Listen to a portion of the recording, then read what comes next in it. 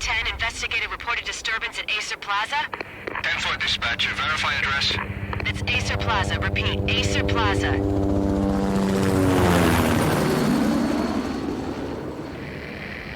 Shots fired on the rooftop. An assault in progress at Acer Plaza. Repeat, an assault in progress.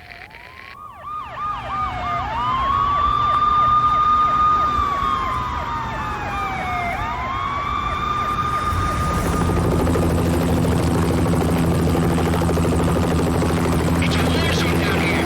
1085 dispatcher, need additional units. Additional units now. Officer in danger. Officer in danger. 10-5, please repeat, 10-5, all units, emergency. Officer in danger, Acer Plaza, repeat, Acer Plaza, all units. They were all dead. The final gunshot was an exclamation mark to everything that had led to this point. I released my finger from the trigger, and then it was over. To make any kind of sense of it, I need to go back 3 years.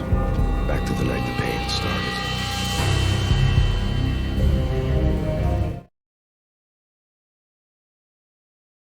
I was still on the force back then. NYPD, Manhattan, Midtown North Precinct, Hell's Kitchen. So when are you coming to work for me, Detective Payne? You'd make me work undercover in some hellhole. Sorry, Alex. Michelle and the baby come first. See? My last smoke was bad for the baby. That's you, Max. A regular Boy Scout. See, Alex. Still on for poker Thursday night, right? Like taking candy from a baby. Life was good. The sun setting on a sweet summer's day.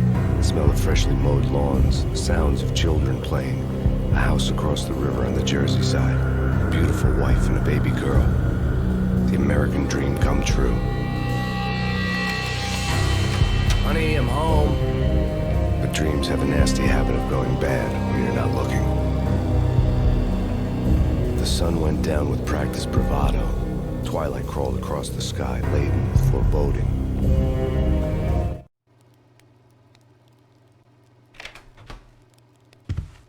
Michelle, honey, anybody home? I didn't like the way the show started. They'd give me the best seat in the house, front row center.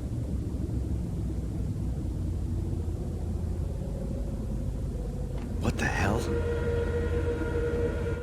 Something ugly had been tattooed on the wall. A map of things to come. It was a poison syringe, a magic tag full of diabolical meanings.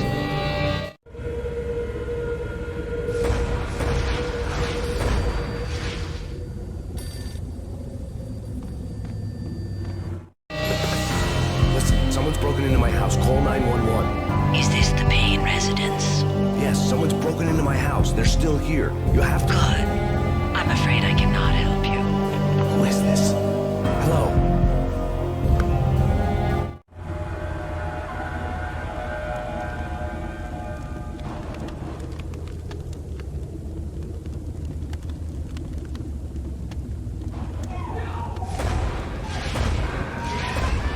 Michelle!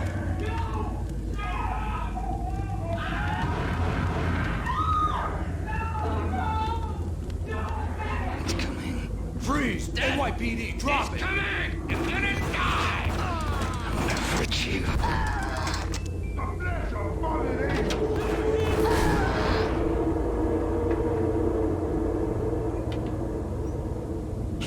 No, God, no, please, Michelle. Oh, baby.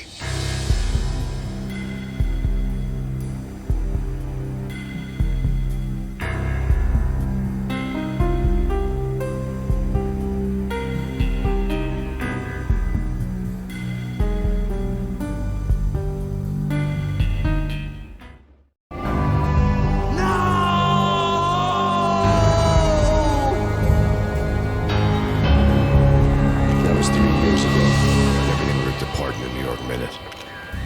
The killer junkies had been high on a previously unknown designer drug, Valkyr, V. After the funeral, I told Alex I'd be transferring to the DEA. It took us 3 long years to get a break in the Valkyr case. Then, finally, 2 months ago, a dime dropper tipped us off that Jack Lupino, a mob boss in the Punchinello crime family, was trafficking. I went undercover, infiltrated the worst mafia family in New York.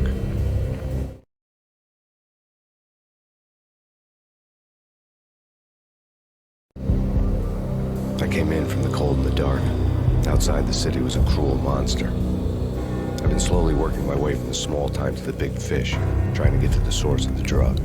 Alex and BB were my only contacts in the DEA, the only ones in this decrepit city who knew I was down here. BB here. Something urgent has come up with Jack Lupino. You need to meet with Alex immediately at the Roscoe Street station. I hadn't had a face-to-face with Alex since I'd gone undercover. Outside, the mercury was falling fast. It was colder than the devil's heart, raining ice pitchforks as if the heavens were ready to fall. Everyone was running for shelter like there was no tomorrow. It didn't get any better when I got to the subway. The feeling hit me like a point-blank shot straight in the face. Something was not right about this. My Beretta stirred nervously under my coat, but the train doors had already shut behind me, and I was in for the ride. Next stop, Roscoe Street Station, and Alex.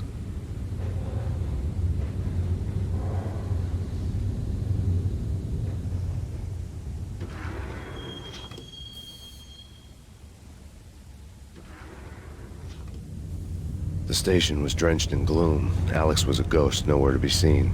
I'd have to look for him.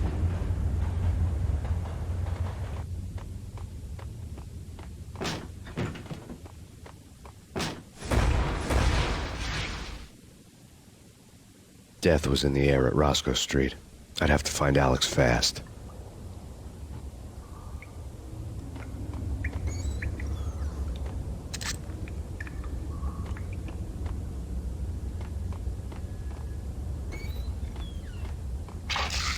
The pills would hold the pain back for a while.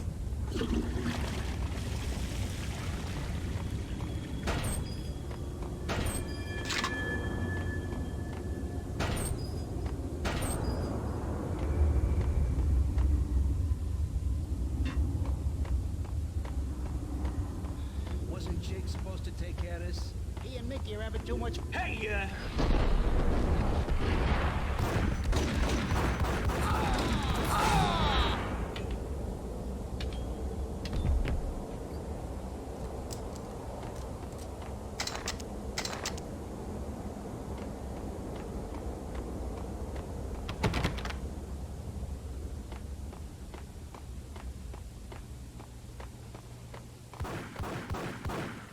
Yeah, he's dead, all right. What the hell?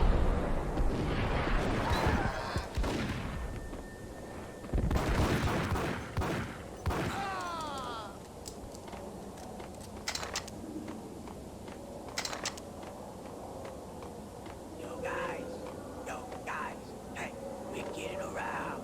You hear me? Hold it.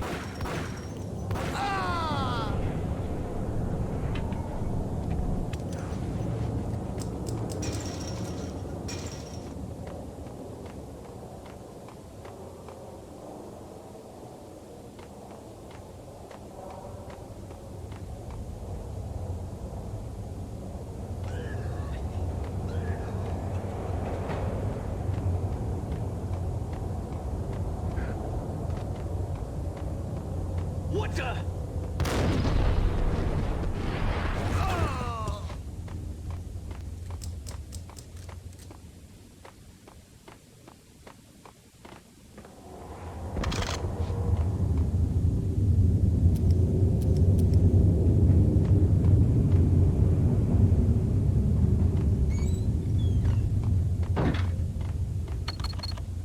The security panel let out a mocking cackle. I'd need the right code.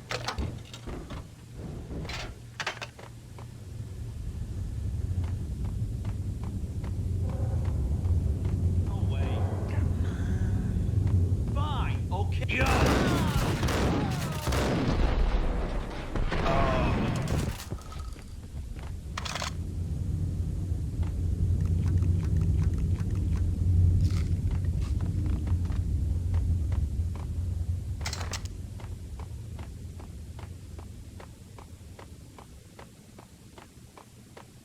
Kiss it goodbye.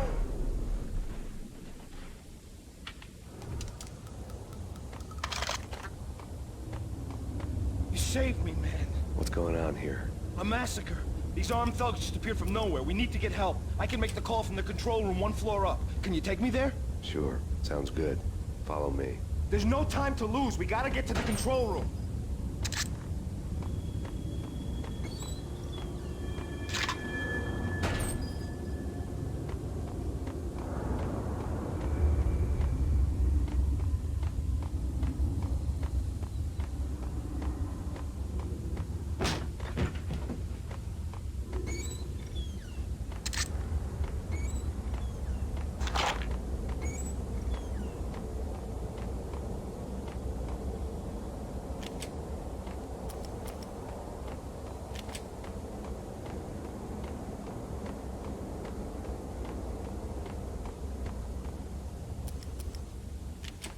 Hey, where are you going?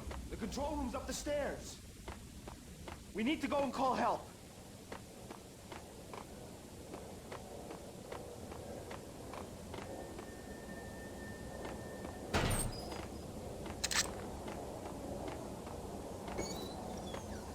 There's no time to lose. We gotta get to the control room.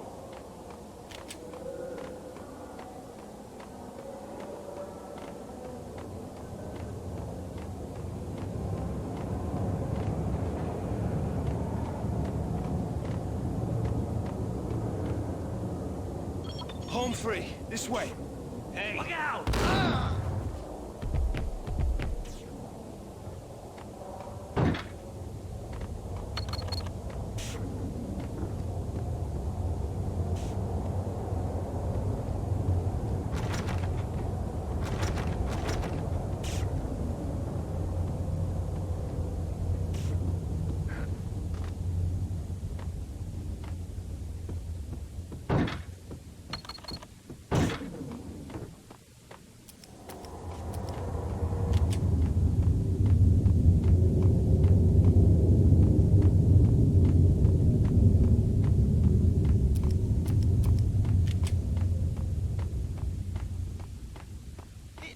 Bank ain't exactly keeping a low profile.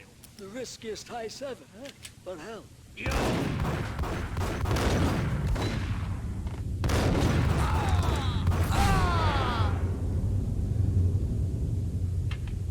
The gate was locked.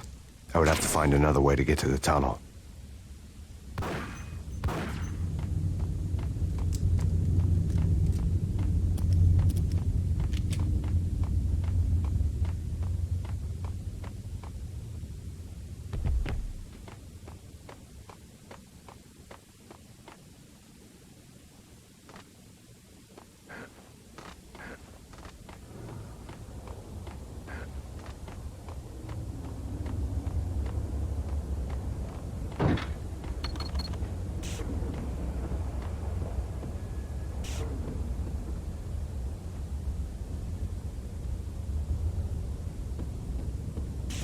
Get him!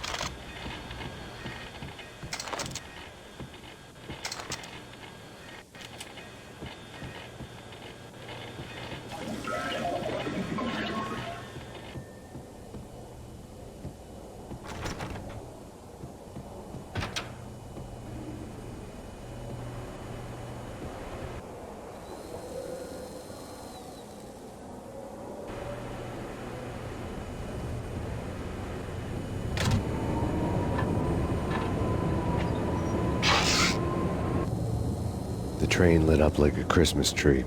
The power was back on.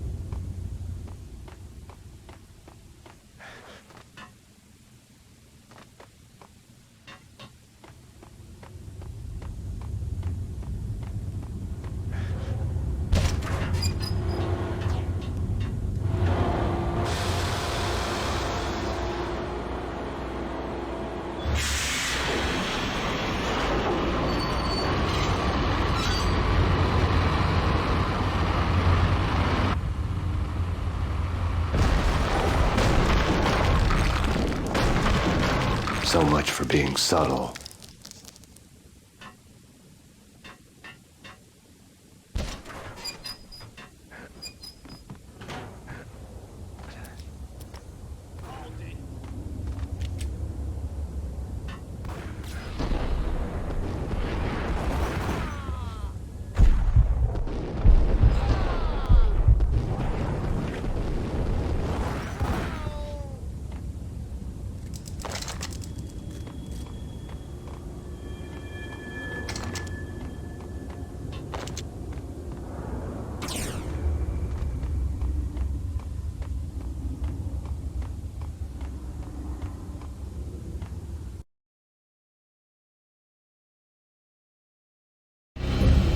The rusty door led to an abandoned part of the station, closed off since the early 40s. Something big was going down at Roscoe Street.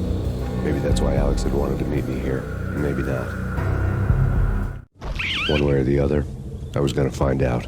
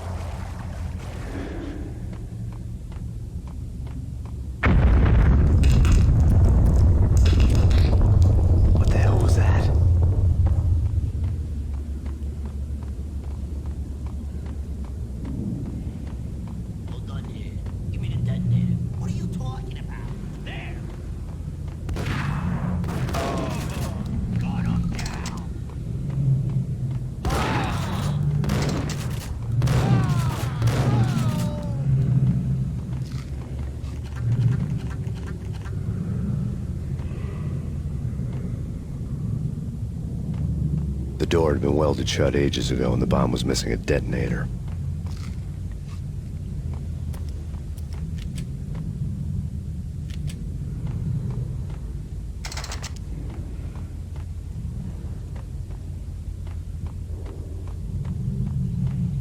Okay, fellas. The police are on their way. New York's finest. They're gonna be here soon. Just stick to the plan. We've got our own private...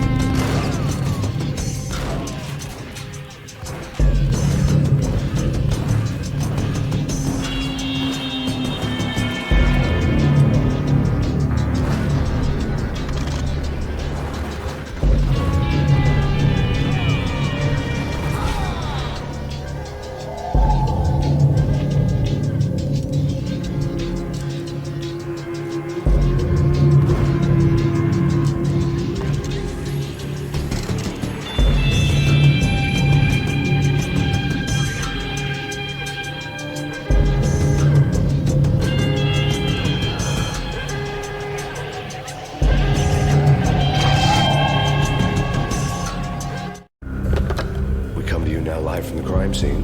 Who is this? Right back at you. This is Deputy Chief Jim Bravura from the NYPD. You are to cease your criminal activities and surrender immediately. Sure thing, Jim. Me and the boys have been talking, and everyone's real sorry. They'll never do it again. Who the hell is this? Being placed at the scene of a bank robbery wouldn't have tipped the odds in my favor.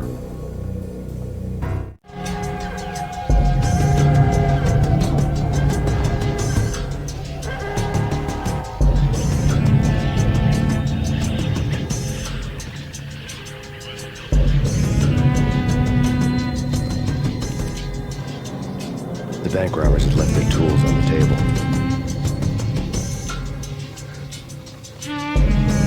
Judging by the detonators, the crooks had bought enough explosives to send Lady Liberty into orbit.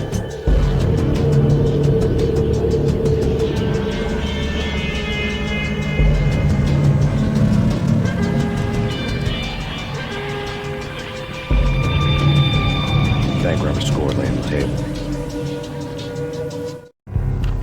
The bank robbers have been after Acer Corporation bonds. The Acer success story had recently been on every channel and on the cover of every magazine.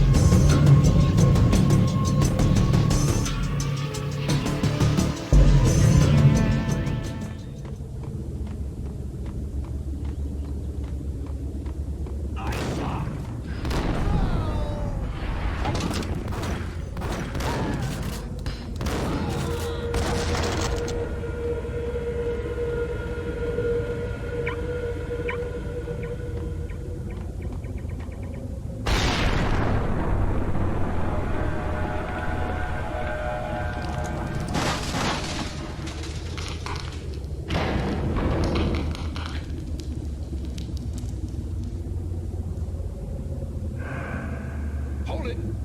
Max, Jesus, you almost gave me a heart attack. I nearly shot you. Alex, I'm glad to see you. What the hell's going on? There are more corpses here than at the city morgue. It's an armed robbery. Straight to the hospital bank. This is Lupino's gig. This is Lupino's doing? Lupino's men? Really?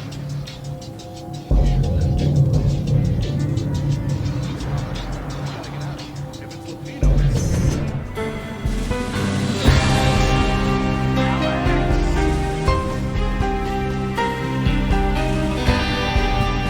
There was nothing I could do.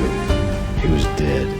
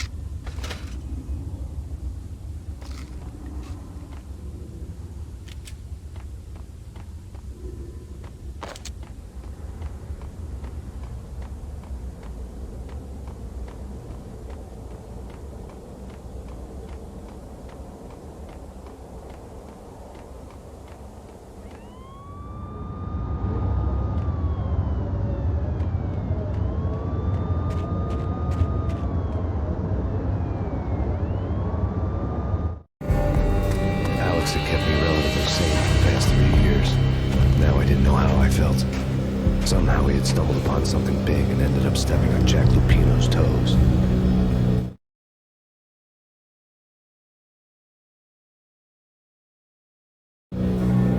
Lupino ran his racket of sex, drugs, and contract killings from a sleazy hotel in a slum block of tenements. The NYPD was closing in. I could hear the sirens. Their wail was a crescendo. Lupino thought he could get us by taking Alex out and leaving me to take the fall for it. All he had gotten was my attention. I went for the hotel first. It was a sad old thing with flickering lamps and faded colors, cheap mobster punks and tired-eyed prostitutes. I walked straight in, playing it poker like I'd done 100 times before. The place was run by a couple of murdering mobsters with shark smiles. The Finito brothers. Ladies and gentlemen, it's the Payne in the butt. Payne to the max. You're killing me. You make that up yourselves, or you get some wine on downstairs and come up with it. Don't answer that. A rhetorical question. I got something for the boss. Look me all around. That kind of depends on who's asking. A friend or a junk swap. You don't answer. Rhetorical questions. Lupino ain't here, but he said bye. Lupino wasn't in his cheap hotel. Instead, I ran into the Finito brothers. My car ripped and blown. The door slammed shut behind me. And then I was dodging bullets on the raindrops.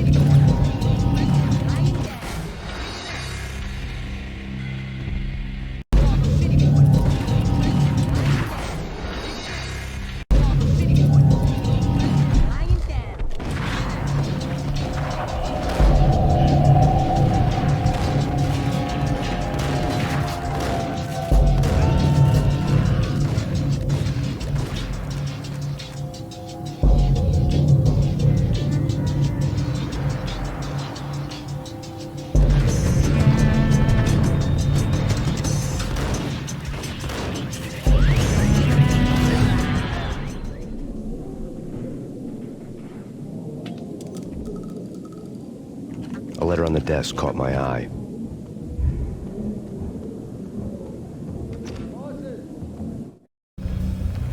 I had met Lupino only once. The gangster ran all his rackets through his right-hand man, Vinny Gagniti.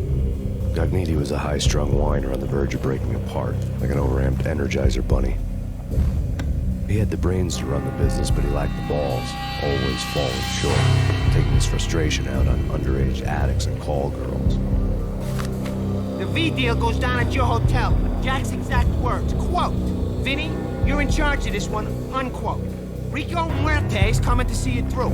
Anything goes wrong and everybody's gonna get dead. Goes double for you. Treat this guy real good. Anything he wants, you give him. Don't screw this up or you're finito, finitos. A V deal meant added security, locked doors, and lots of nervous thugs with itchy trigger fingers. I'd seen nothing coming in, but that didn't mean it hadn't been there. Rico Muerte was a regular Kaiser Soze, a spook story told to keep the apes in line. 313. The Finitos had scribbled Muerte's room number on the note's margin. Everything all right? Bosses? Joey, Vigilia, you all right there? God, answer it. Call the others. Tell them to be quick. Okay, but we can't wait for them. We gotta go in now. Bosses, we're coming in. It's Payne!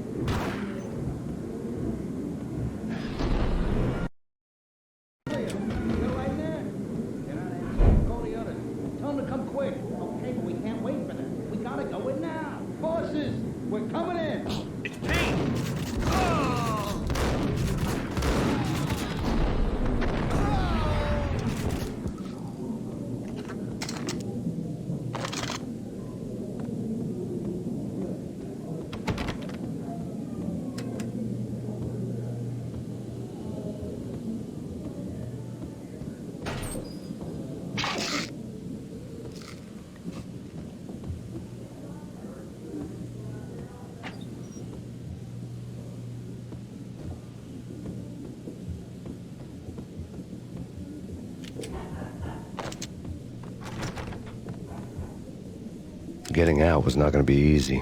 The staircase was locked and the elevator had been busted for a decade or more.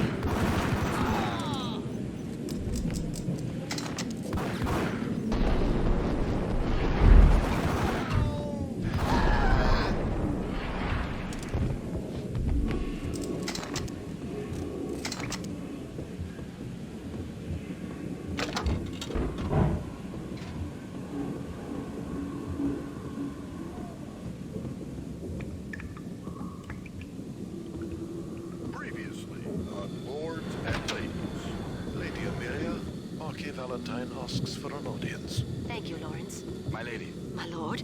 And now, an all-new episode of Lords and Ladies, brought to you in part by Acer Corporation.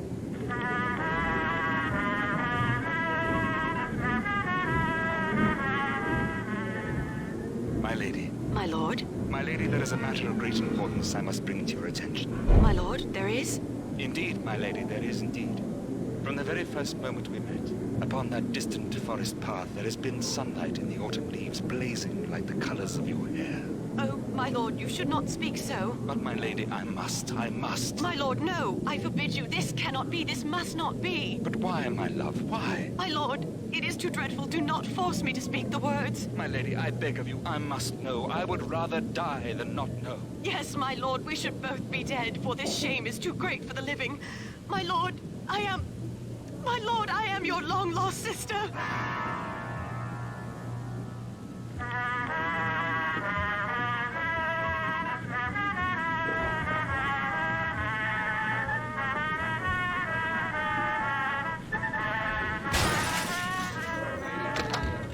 So tragic. Will they ever get together? V-head junkies could go off without a warning. I had to be careful.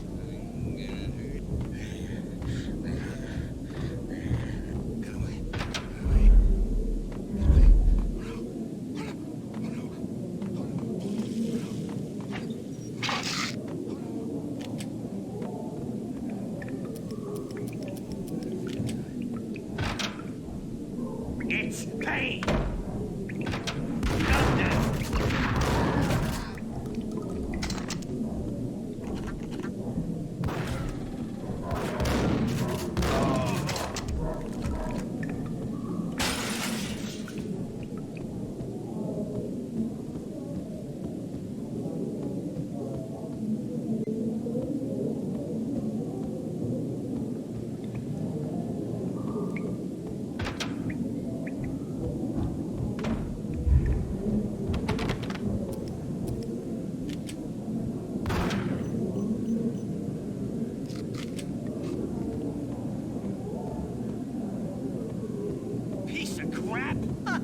Oh, careful, it might kick back. Killer vending machine. You talking to me? Tough guy. Scared. Got him down.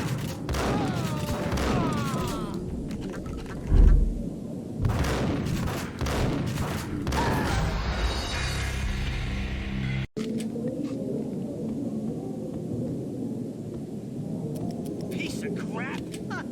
Ooh, careful. I saw him.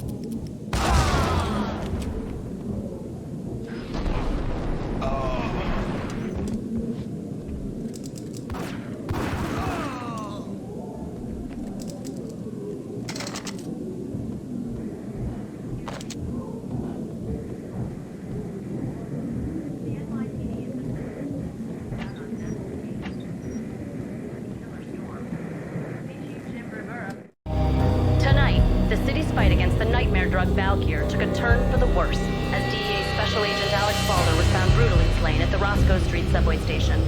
A suspect was seen leaving the site only moments after the shots had been fired, and the NYPD is currently in pursuit of Max Payne, a repeated felon believed to be armed and extremely dangerous. And now the weather.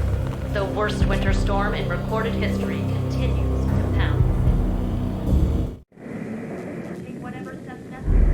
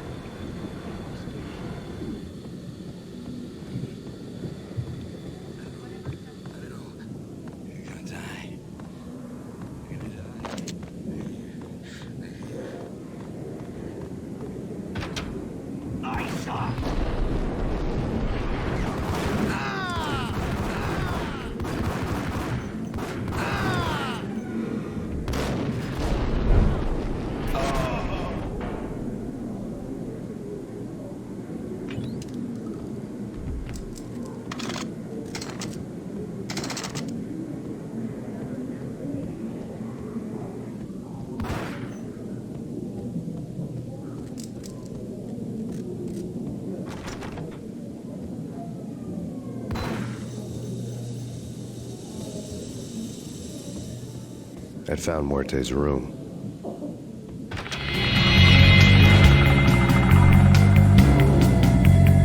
Muerte had received a letter.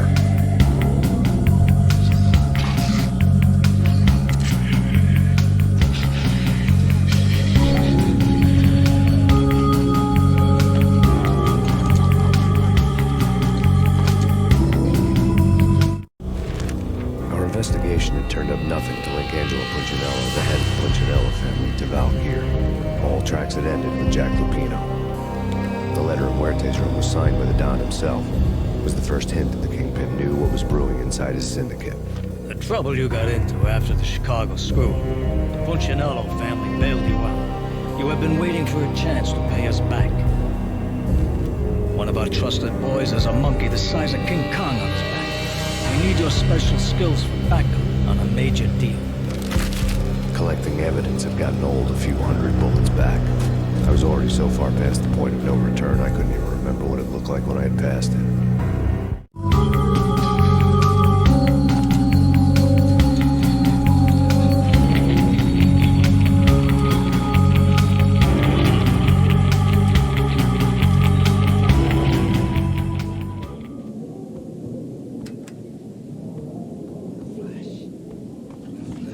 What the hell?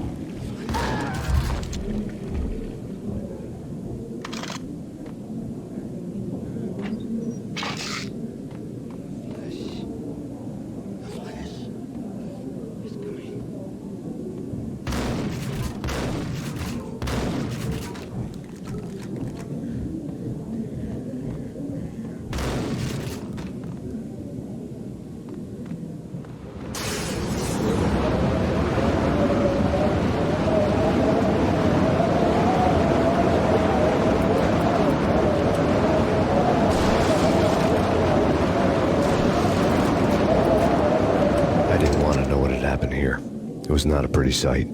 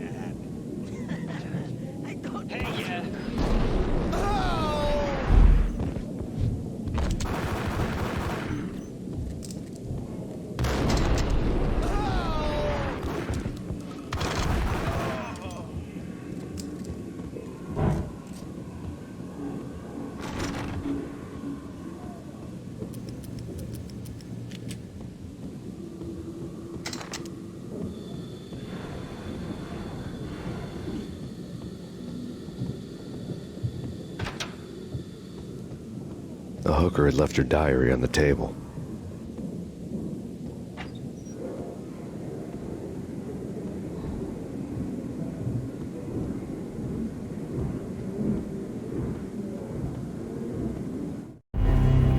The diary belonged to a hooker named Candy Dawn. The read would have made a vice cop blush. Had talks with the mystery hag over the phone again. Sent her the latest one-eyed Alfred tape. As long as the hag keeps paying for the tapes, the old man could come every day for all I care. She had a nice sideline, making secret X-rated flicks of her clients and selling them to the highest bidder. They would get her killed if her V-fix for the day didn't do it first.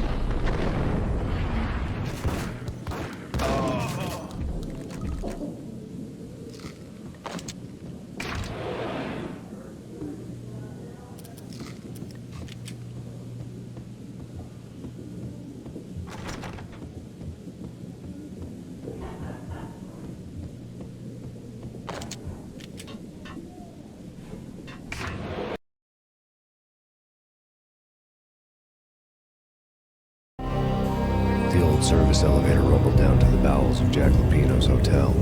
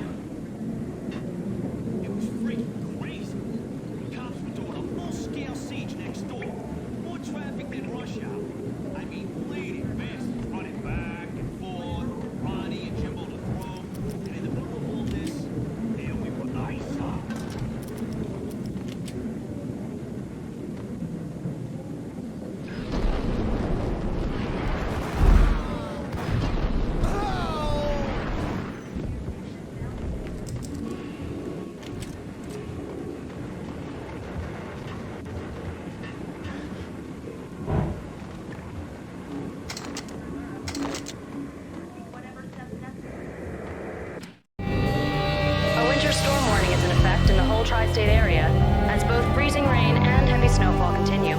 Many roadways are already closed, and people are advised to stay indoors. The severe blizzard has ravaged New York for 3 days now, with no end in sight. We've been snowed from the start in the Valkyr case. The forecast said there was plenty more where that had come from. The snowbound city was on my side. Less chance of innocent bystanders getting caught in the crossfire.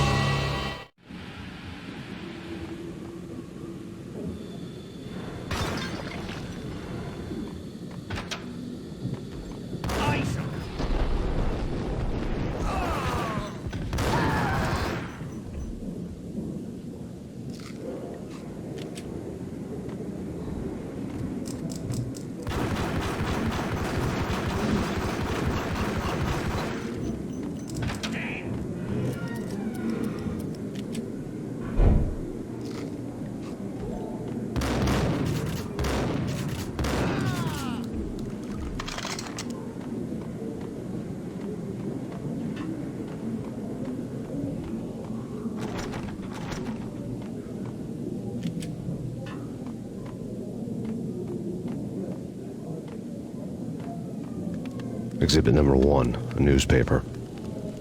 A dead man tied to a chair lay on the boiler room floor. Captain Baseball Bat Boy has an unbeatable track record in superhero death matches. But a 6-pack of root beer gets me every time. The murder weapon was a baseball bat, now lying in a pool of drying blood next to a newspaper folded open on a Captain Baseball Bat Boy comic strip.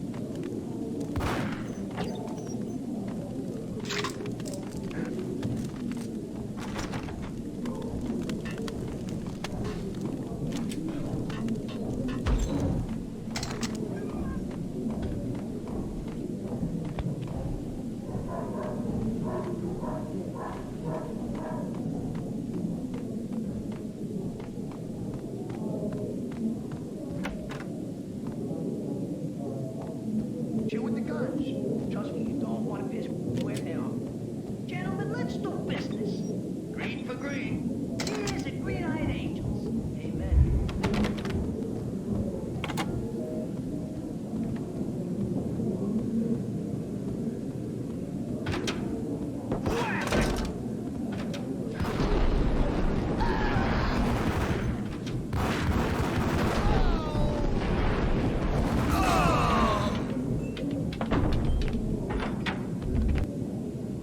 A lifetime ago, this would have gone down as a narcotics arrest.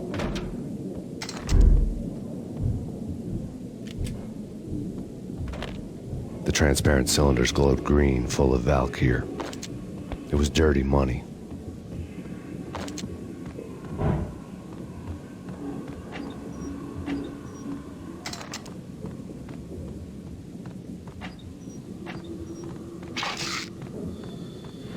There was a key on the table.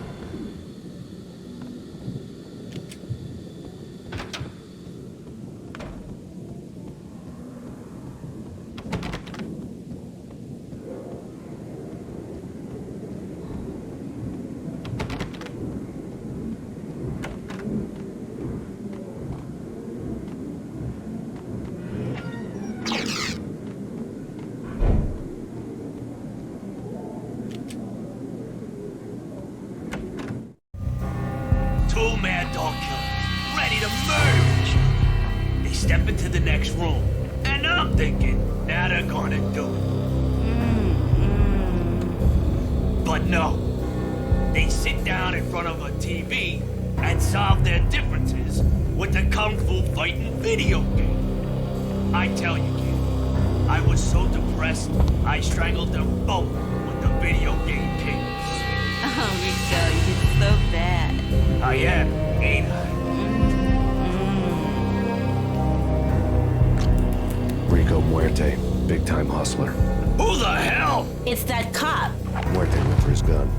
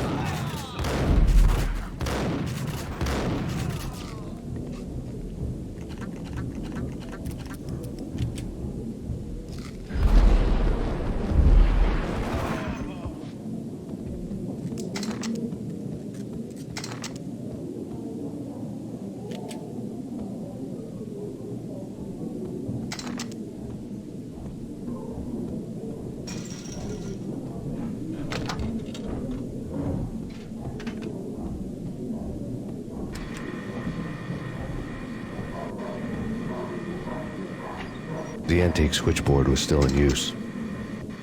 There was an old telephone switchboard in the back room of the reception area, the kind that made phone tapping child's play. It wasn't hard to picture a fat pimp sweating with headphones on, listening to his hookers talk dirty and fake orgasms over a web of party lines. The blood veins of New York. Right now, there was a different set of moans and groans going on. Boss, good evening. This Max Payne. He came, started capping us. He killed him. Are you freaking kidding me? He's just one lousy cop. You better be freaking kidding me. Whack him. What's the freaking problem? Hello? Answer me. Hello? The word was out. A deadly virus released into the city's corrupt circulatory system. Something wicked this way comes. Max Payne at large.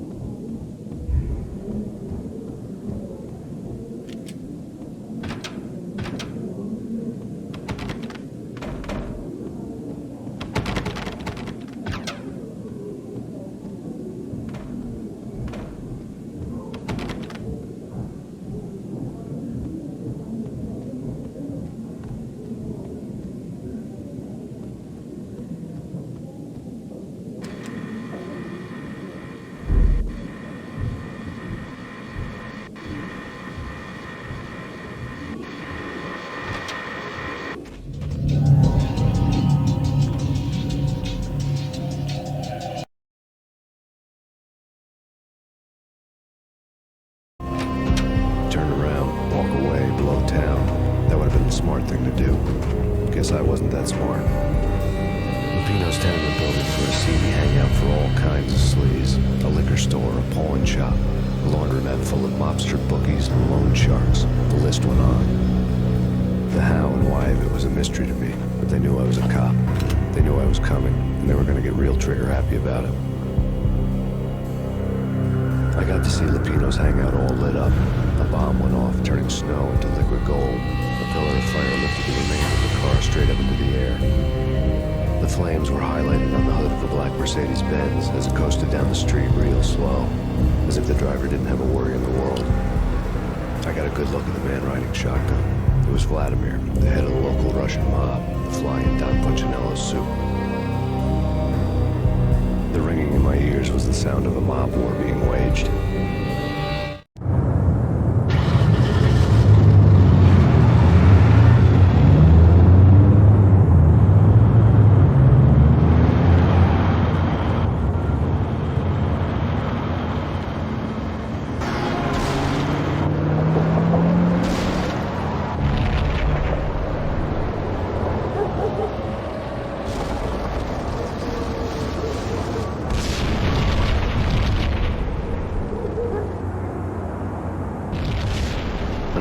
exploded inside the closest slum building.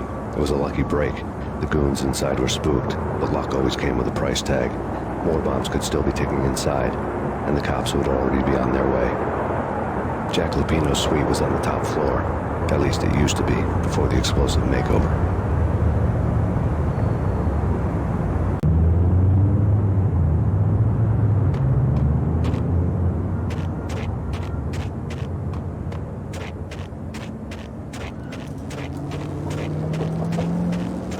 I don't know, man. I don't know about this. Quit worrying, Think of it as Christmas. The Russians are with Santa. What the?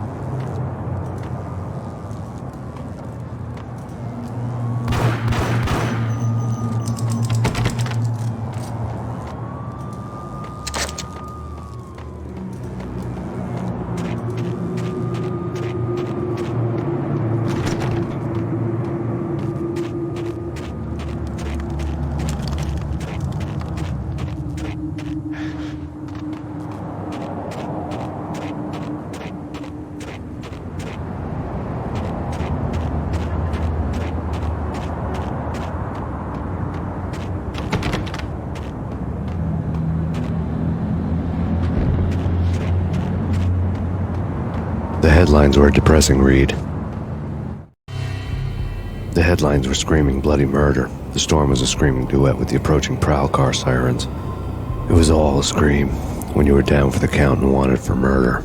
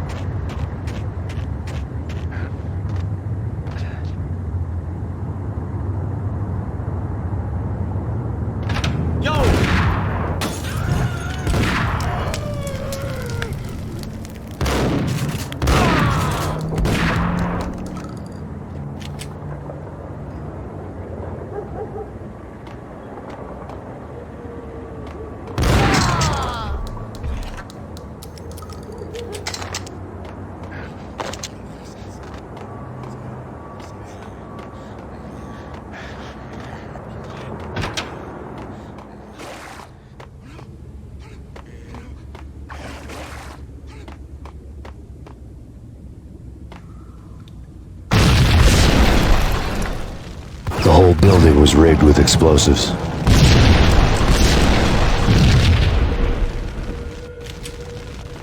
Hold it!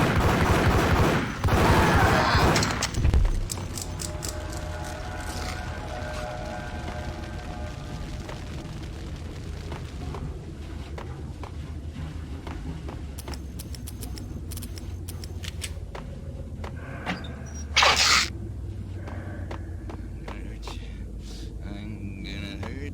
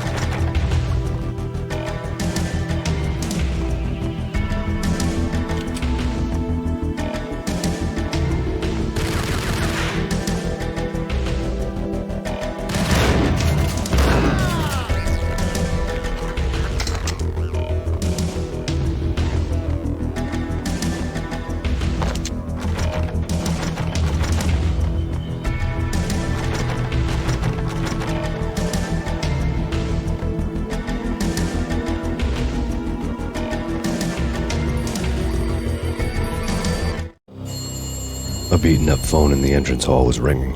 It could have been just a junkie in need of a fix, but it turned out to be something more sinister than that. Am I speaking to Mr. Payne? Who wants to know? My name is Alfred Wooden. You must hurry. The police are on their way.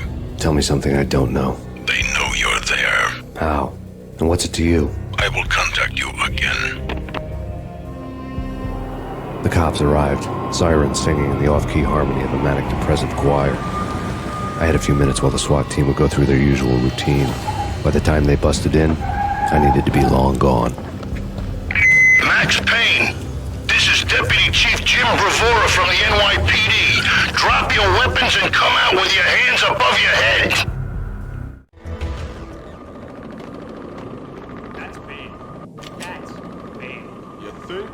Yeah. What the sucker?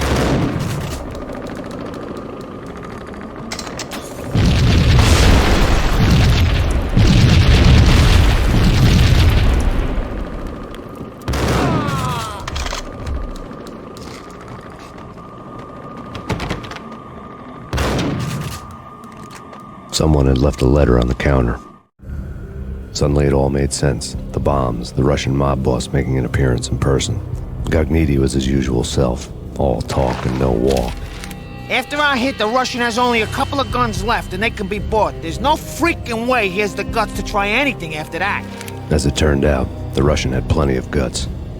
One thing you could count on, you push a man too far and sooner or later he'd start pushing back. There was a key on the shelf. Surrender or we'll be forced to take action. Don't make us come and get you. Put your hands where I can see 'em.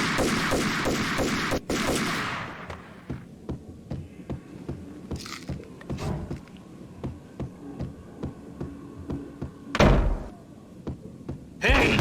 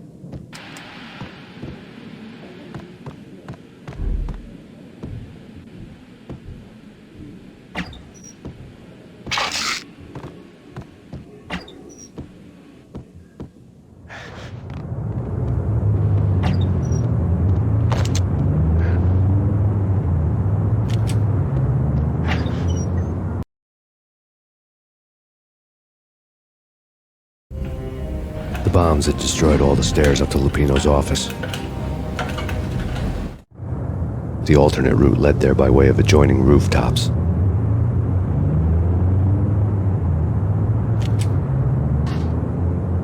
It's never been this cold. Never ever. It's like the sky's falling. Yes, sir. It's the end of the world as we know it. And I don't feel fine. I don't feel anything. Not a thing. I'm freezing my butt off.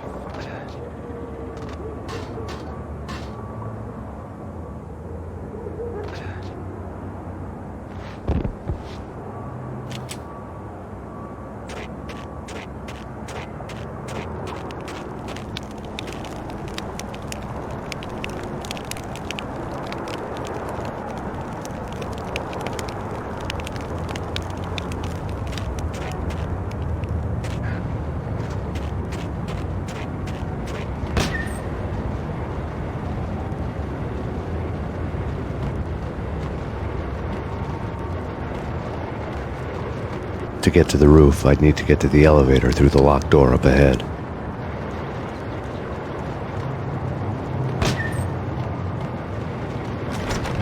Pizza delivery. Never seen you before. Buzz off, Joker.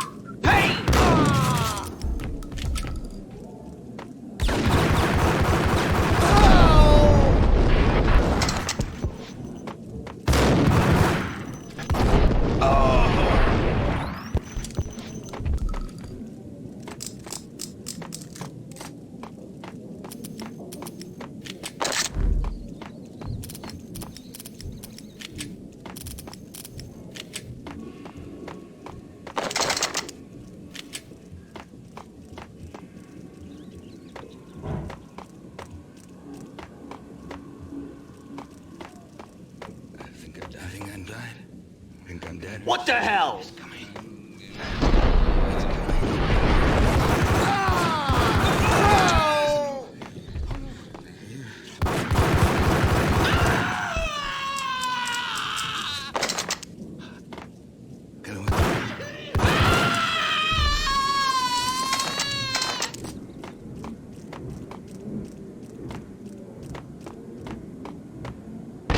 No, don't shoot. I ain't... You know the clowns at the laundry? Me? No. You're no good to me then. What? No, the laundry, yeah. I know him, yeah. Get me in there. Okay.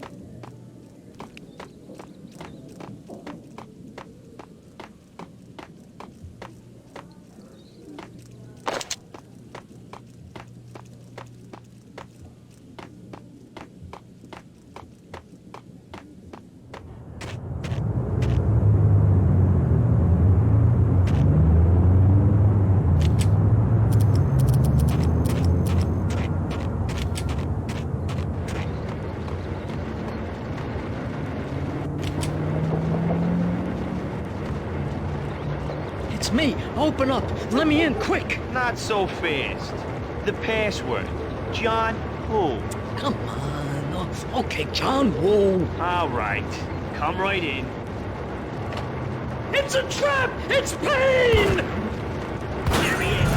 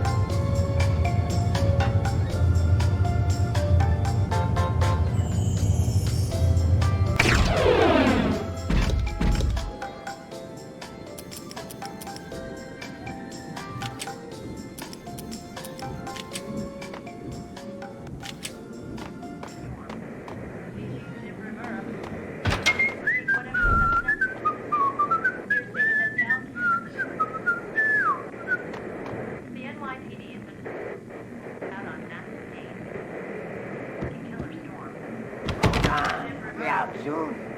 Take whatever steps necessary. Here stated that Valkyrie represents.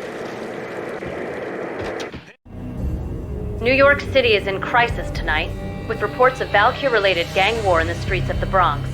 Apparently, Max Payne, wanted for questioning in connection with the slaying of a DEA special agent earlier tonight, is waging a one-man war against his former partners in crime. Among the listed casualties so far are notorious mafia members Joey and Virgilio Finito, as well as Rico Muerte, himself a fugitive from the law, and a suspect for several murders in the Chicago area. The NYPD has been placed on full alert. A citywide APB has been put out on Max Payne. Deputy Chief Jim Bravura has promised to take whatever steps necessary to bring him to justice. What those steps may be remains to be seen. For NYCNN TV News, this is Kira Silver.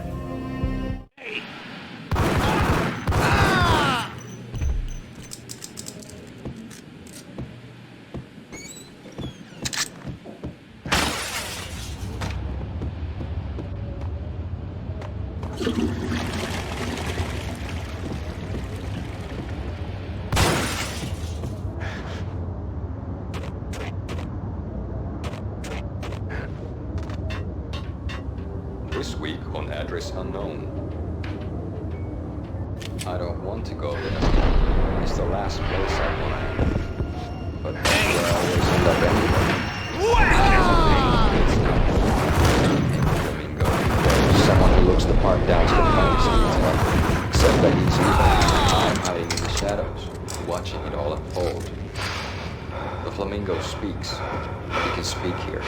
It says, "Mirrors are more fun than television." Mirrors are more fun than television. Somehow I know this, just don't ask me how. And I, not me, but my double, nods and smirks at this like it was the funniest thing in the world. And then something goes wrong, and suddenly they know I'm there, hiding behind them, and they both turn to look at me with cold eyes. And the Flamingo speaks again.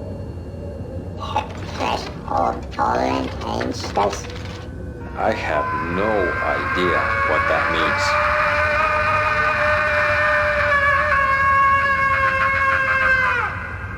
And that's when I always wake up to my own scream in that brightly lit white hospital room, strapped to my bed.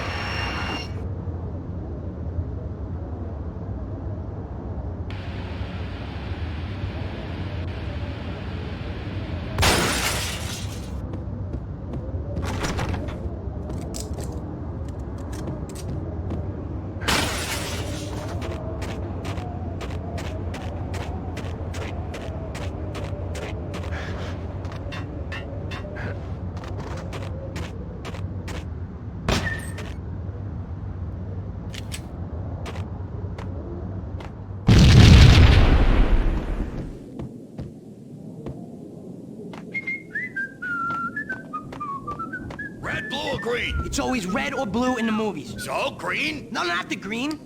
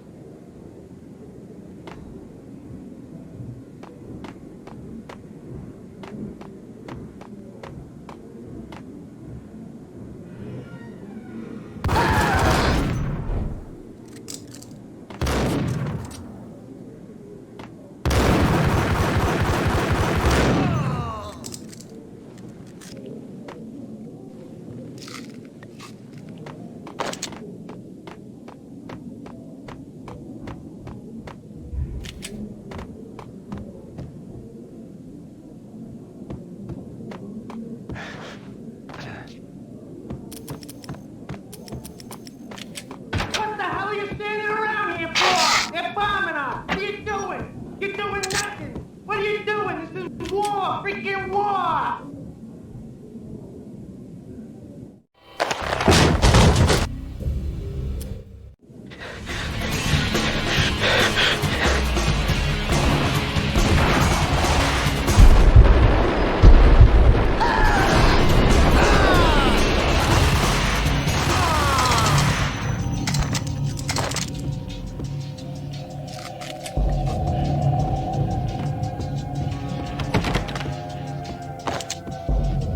A crumpled letter lay on The letter was addressed to Don Punchinello, but Vinny had never had the nerve to finish it.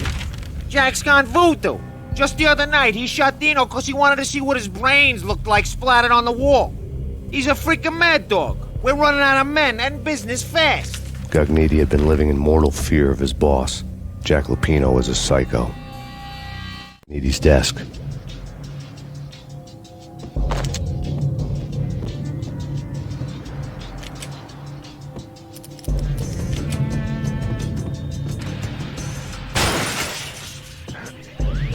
Vinny Gugnetti was running scared.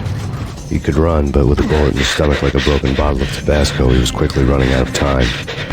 He knew where his boss was, and I wanted to square things up with Jack Lupino. Gugnetti would be moving fast. I don't know about angels, but it's fear that gives men wings.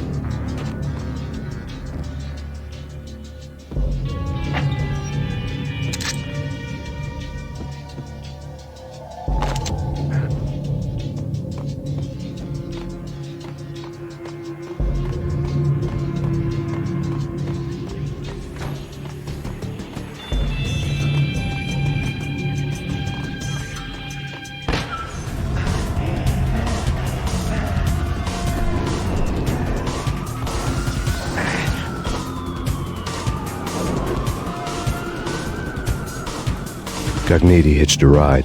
To catch him, I'd have to follow his lead.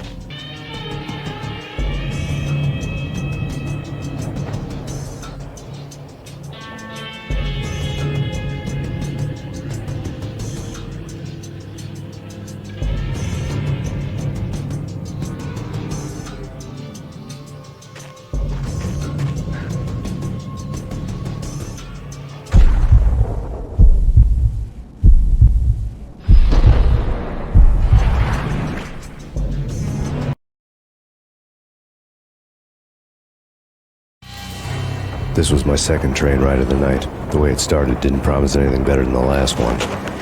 Freezing wind tearing at my face like sandpaper and razors, ice hard and slick under my hands and feet. And somewhere in the background, the wail of sirens, the city howling after me.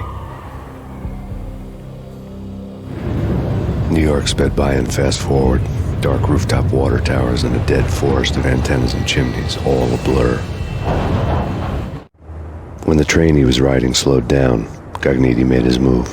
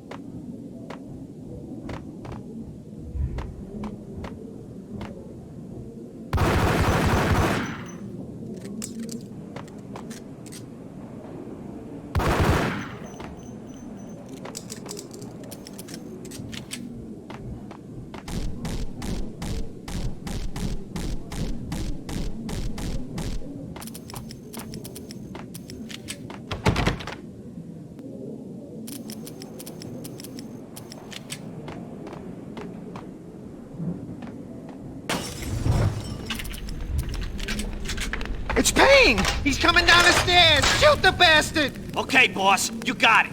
No problem. Hey!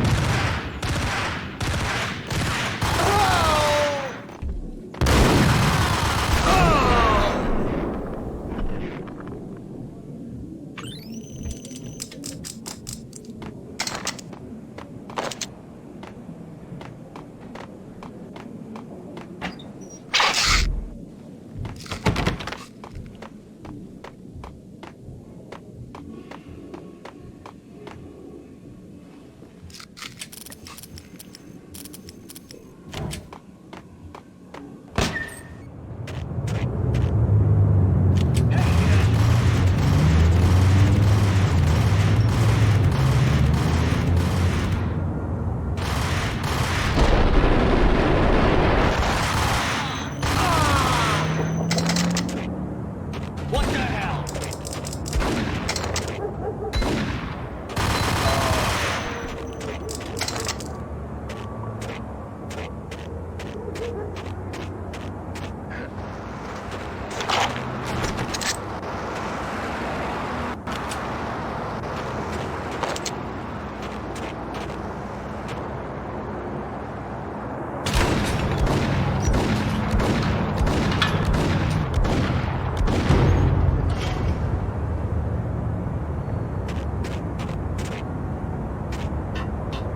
What the?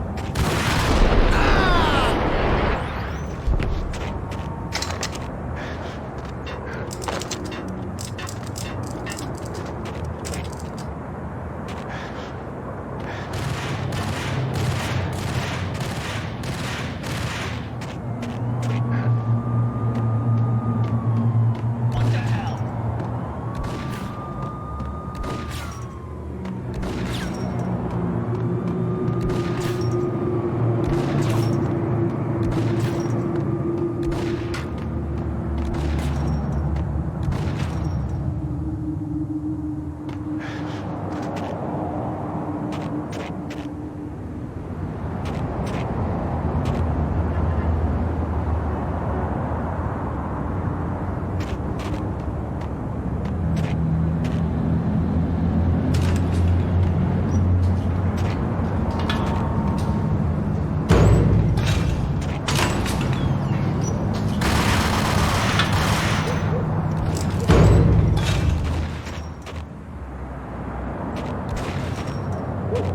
Whack the sucker!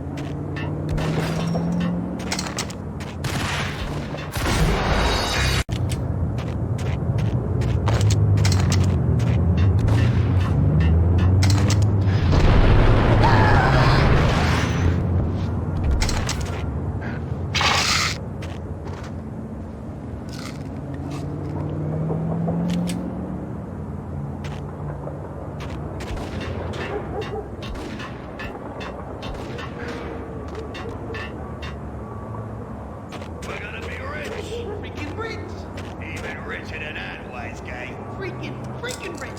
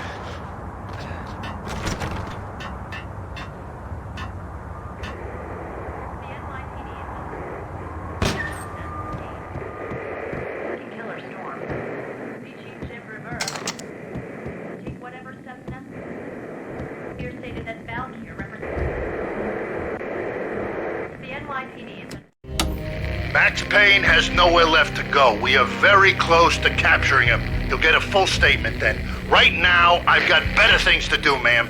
That was Deputy Chief Jim Rivera from the NYPD with no further comment at this time. Apart from his suspicious food habits, I figured Bravura to be one of the good guys. Fate had just dropped us on different sides in this. But when it came to capturing me, he was way out of his league. I had already ditched the cops a couple of rooftops back. For now.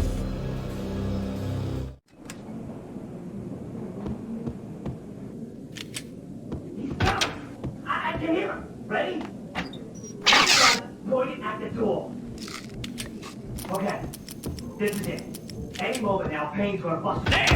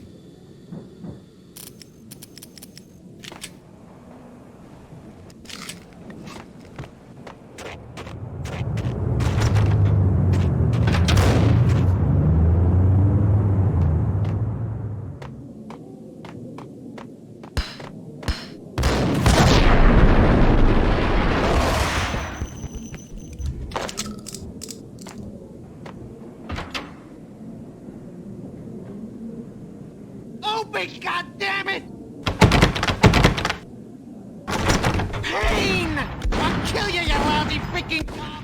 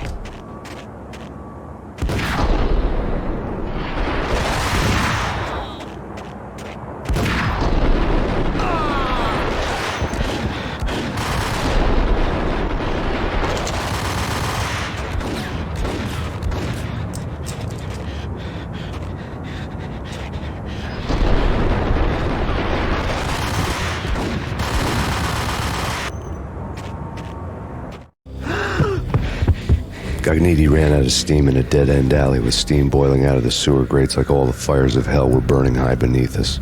It was shakedown time. Where's Lupino? Screw you! Bad start, Vinny. Ah! Police brutality! I rate pretty high on that. You can't just hurt me in cold blood? Just keep telling yourself that. Listen good, Candyman. I'm not gonna be anybody's fall guy. I want to know where your boss is hiding. There was no glory in this. I hadn't asked for this crap. Trouble had come to me in big dark swarms. The good and the just were like gold dust in the city. I had no illusions. I was not one of them. I was no hero. Just me and the gun and the crook. My options had decreased to a singular course. I'll tell you, just don't hurt me no more. Lupino's at Ragna, the nightclub. Book me. Take me in a home into the freaking jail, just don't hurt me. Your rights will be read at your funeral. Ragnarok was Lupino's private nightclub, a den of drugs built into an old theater. I knew what waited inside. V-head junkies ready to explode in random acts of senseless violence, and Lupino's goon squad, the worst stone-cold killers this side of hell. Ragnarok was as inviting as a headache, flickering and flashing to a machine gun beat. The belly of the nightclub was a gothic theme park that began with bondage games and led to the nasty stuff from there. As subtle with its dark message as a cop-killer bullet through the heart. Like father, like son. Just like Jack Lupino.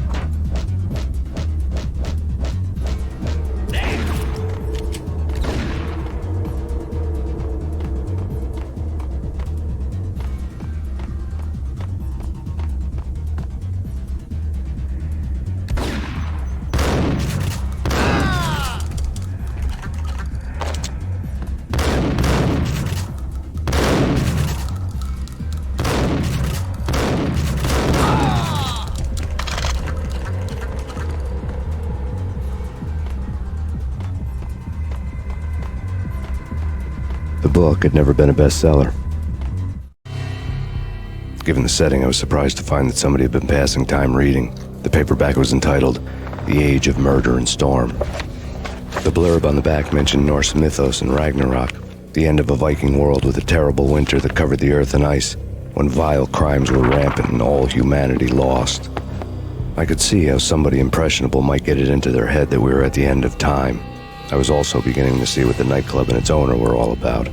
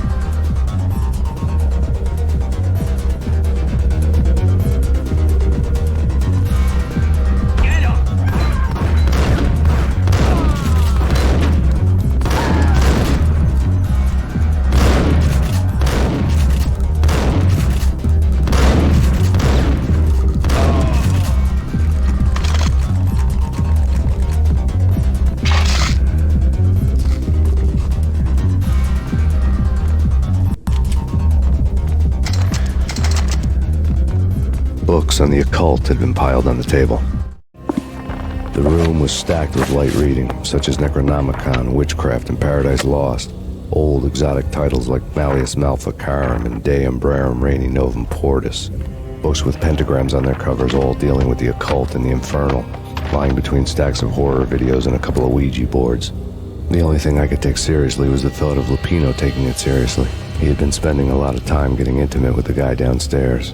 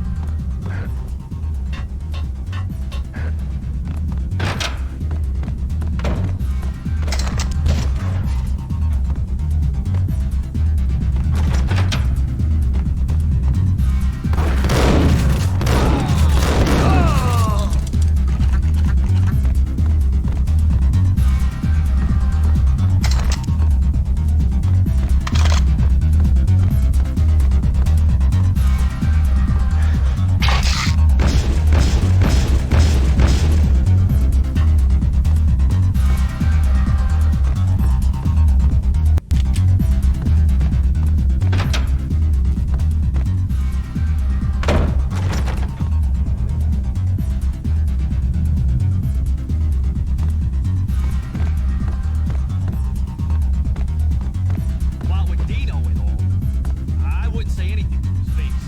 He might not... Well, who knows what he's doing? But somebody's gotta go in there. It's too freaky. All the screaming. It's been 3 days now. Look at me. Hell no, I ain't got no death wish. I'm just saying, it gives me the creeps, especially now. It's gone all quiet in there.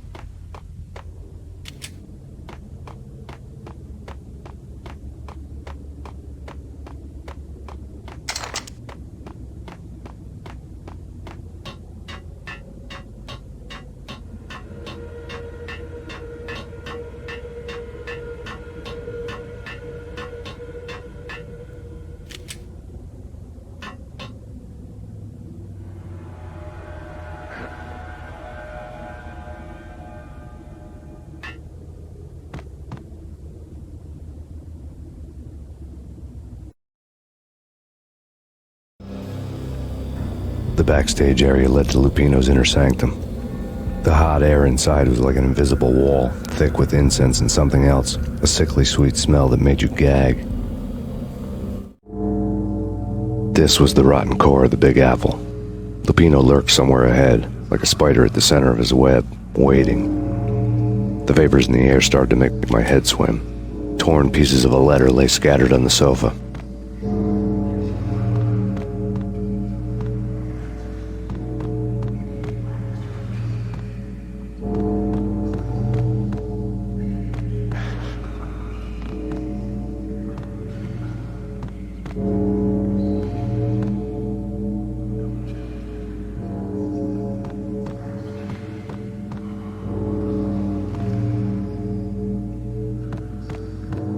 The flesh of fallen angels! Come to me all!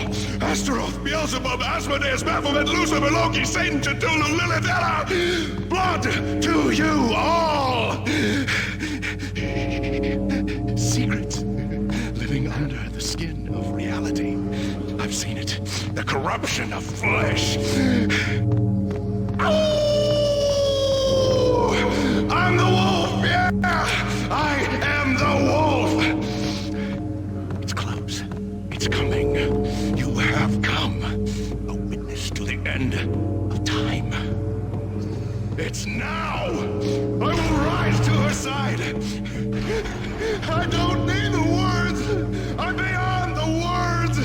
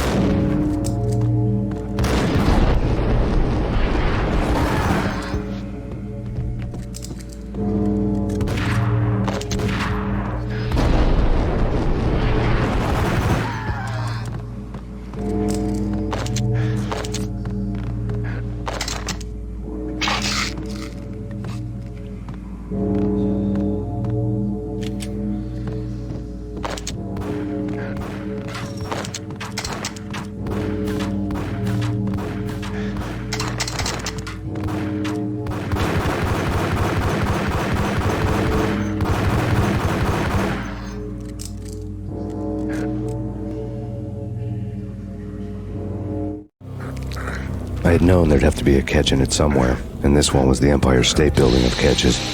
Lupino was pumped up and dying to go 15 rounds with a mutant alligator.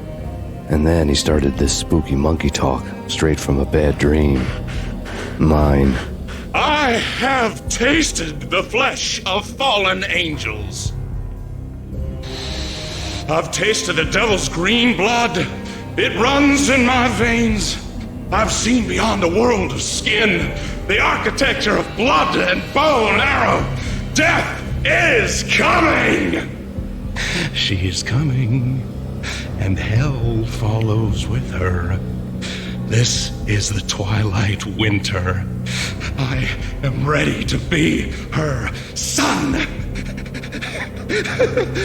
Her time is now, and all who stand in her way must die!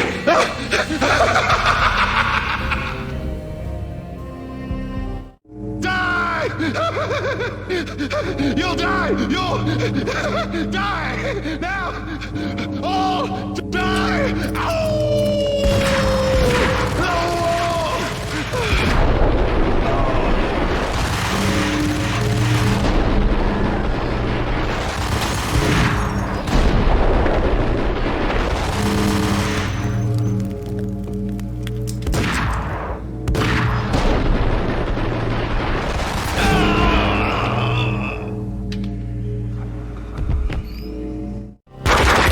Lupino finally went down.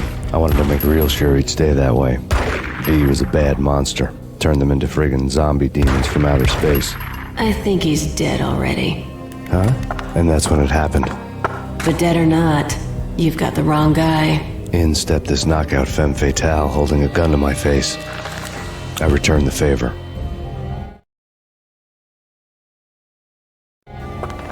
Lisa Punchinello. Lisa Punchinello was the Don's wife. Mona Sachs. Lisa's evil twin. Your safety's off, evil twin. You might hurt someone with that gun of yours. Lisa's the damsel in distress. I'm the professional. I'd blow you away without batting an eye. Sure, and you can check out my credentials splattered all over this joint. Jack couldn't have framed you. Not the state he was in. We're after the same slime bag. Angelo Punchinello's the one who murdered your friend and framed you with it. You know this for a fact. I've got my sources. I don't have a clue these days. I just shoot them as they come.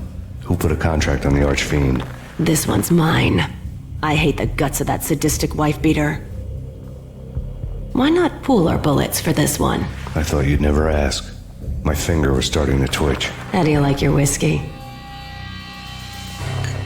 I'm easy, as long as you don't try to slip me a Mickey. You're a real angel, Max. It was good stuff. Tasted sweet as honey going down. Nothing personal. Can't risk you going berserk and getting Lisa killed.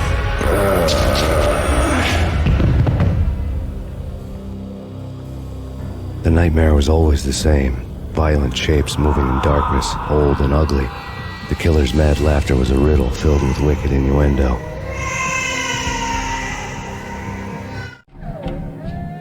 Somewhere, the baby was crying.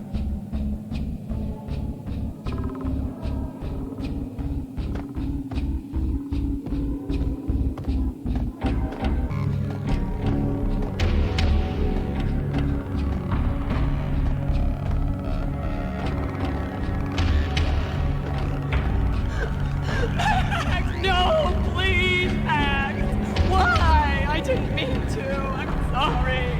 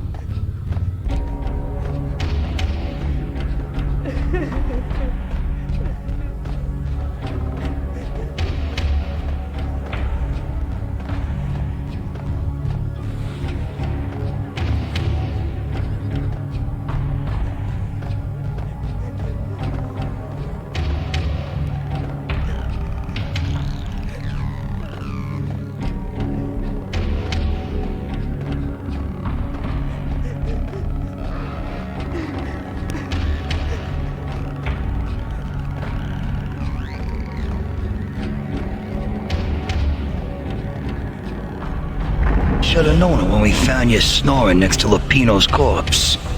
A comedian, huh?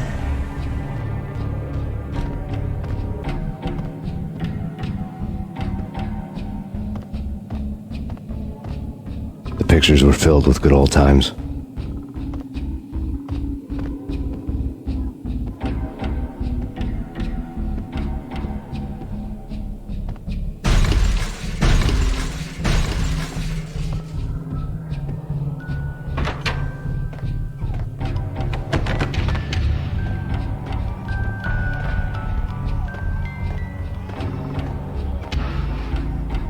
I really love to watch cartoons. Captain Baseball Bat Boy's my favorite. Cartoons. Captain Baseball Bat Boy's my favorite.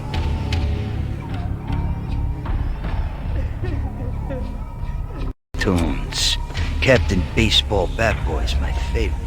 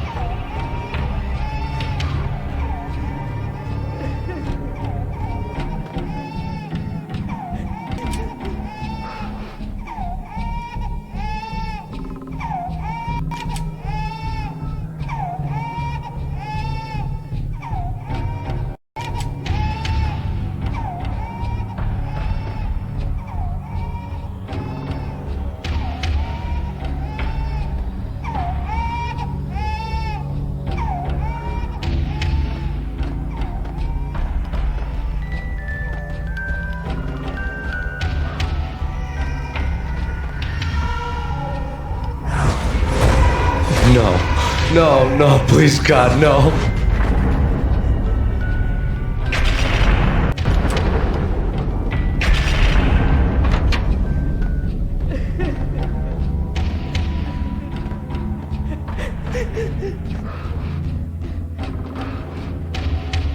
Slice them, dice them, shoot them full of holes, blow them to bits, vaporize them, disintegrate them. No matter what you do, they'll still be back, good as new. Michelle's diary lay on the table. Michelle was working part-time in the district attorney's office. Her diary was open on today's entry, her handwriting all pretty curves. An army dossier found its way to my desk yesterday. Valhalla? Isn't that a Norse myth? Something about Vikings? I tried to tell Max about it, but he was busy, that cute frown on his brow. Guess it's nothing, just a mix-up at the courier service. From now on, I would always find time for her. It was a hollow promise. Too little, too late.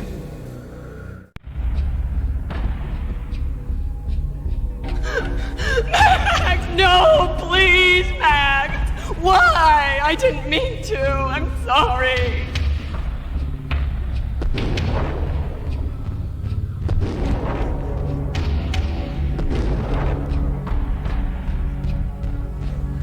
Murderer! You killed her! Nothing like that ever happens in the real world.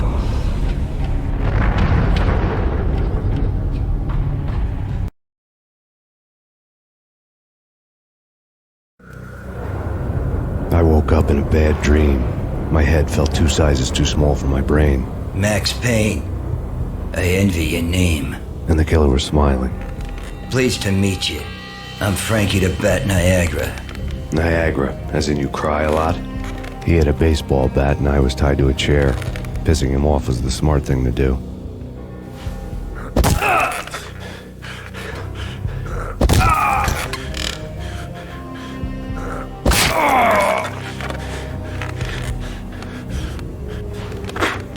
Nothing wrong with a little laugh now and then. Take me, for example. I love to watch cartoons. Cartoon violence is a fascinating thing. Let's take a break. I need to take a leak and maybe grab a cold one at the bar. Don't worry. I'll be back to finish this off. And then, it's checkout time. You play, you pay, you bastard. He swaggered out, and the door clanged shut behind him, locks clicking into place. Everyone makes mistakes. Mine hadn't been to crack jokes about the goon with the bat. He'd have cracked my skull regardless. It hadn't even been to trust a girl with a gun. I had blindly gone after the first bad guy on my hit list when I should have been aiming further up the ladder, at the head of the Punchinello family. I couldn't bring myself to be pissed at Mona. Guess I had a soft spot for a pretty face.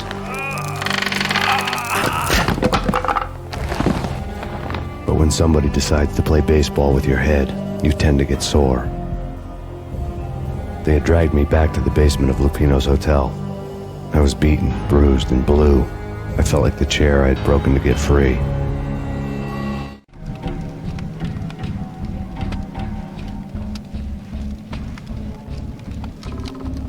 All I had was Niagara's bat, sticky with my own blood.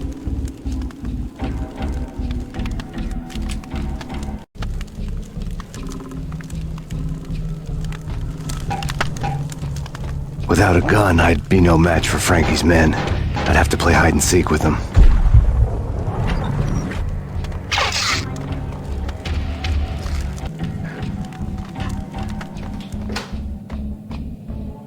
It's Frankie's turf.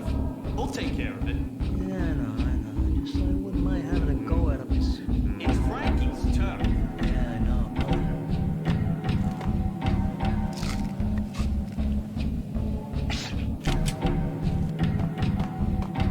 Yo!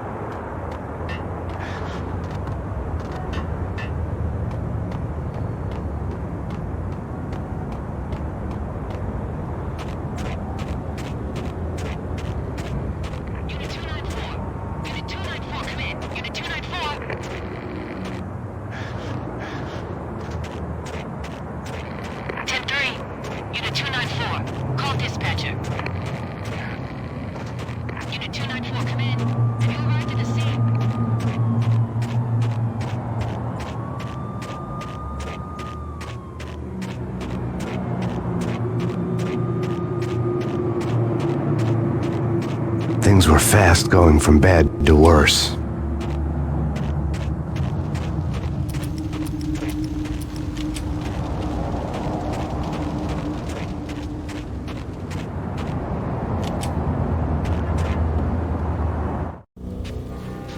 The men in blue had come and gone. They had decorated the place with chalk outlines and tied it together with yellow tape. The cops who had stayed behind were dead. Frankie, his boys, and I had the place all for ourselves.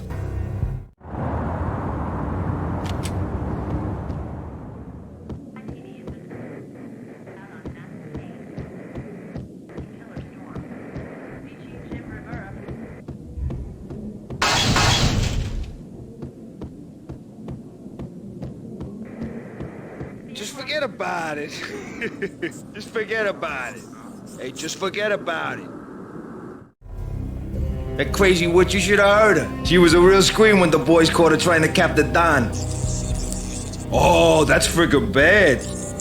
To the trio? That's even worse than what Frankie's doing to that poor bastard downstairs. She's gonna take a long time to die. The mobster muscle on the phone was talking about Mona. Punchinello's trio were nothing but bad news. It's Payne!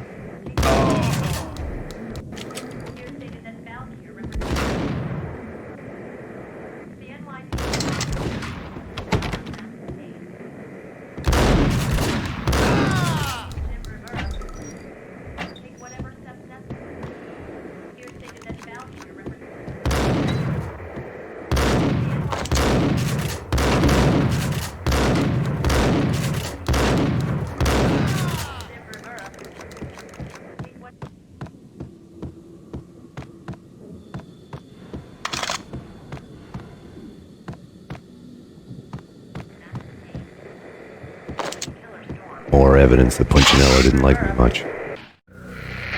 The fact remains that all the victims so far identified in the Ragnarok shooting have been known criminals, many of whom had large doses of V in their blood. Reliable sources say that Max Payne was also among those killed, although no body has been recovered at this time. Reliable sources. That meant somebody thought the Mafia had me, didn't want the cops snooping around anymore. The body would be delivered to them barely recognizable. Case closed. Don Punchinello had the power to be that reliable source, which was no news. But his news was old news. Framing me hadn't been enough. Don Punchinello had put a hit on me. He wanted me dead, and it had been important enough for him to give written instructions to Frankie about it. Max Payne should die like a dog for the trouble he's caused. Frankie, I know I can trust you to give this matter the dedication it needs.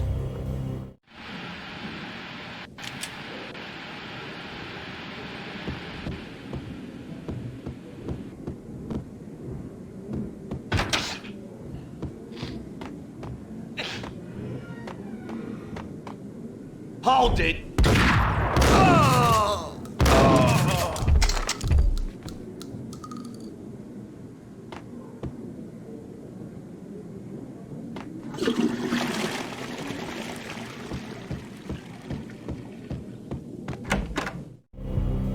The hotel bar was fast developing quite a history. True to his words, Frankie was there, having a beer. Jesus Christ. How the hell did you get loose? Got bored waiting. Thought, what the hell, we could just as well finish this here.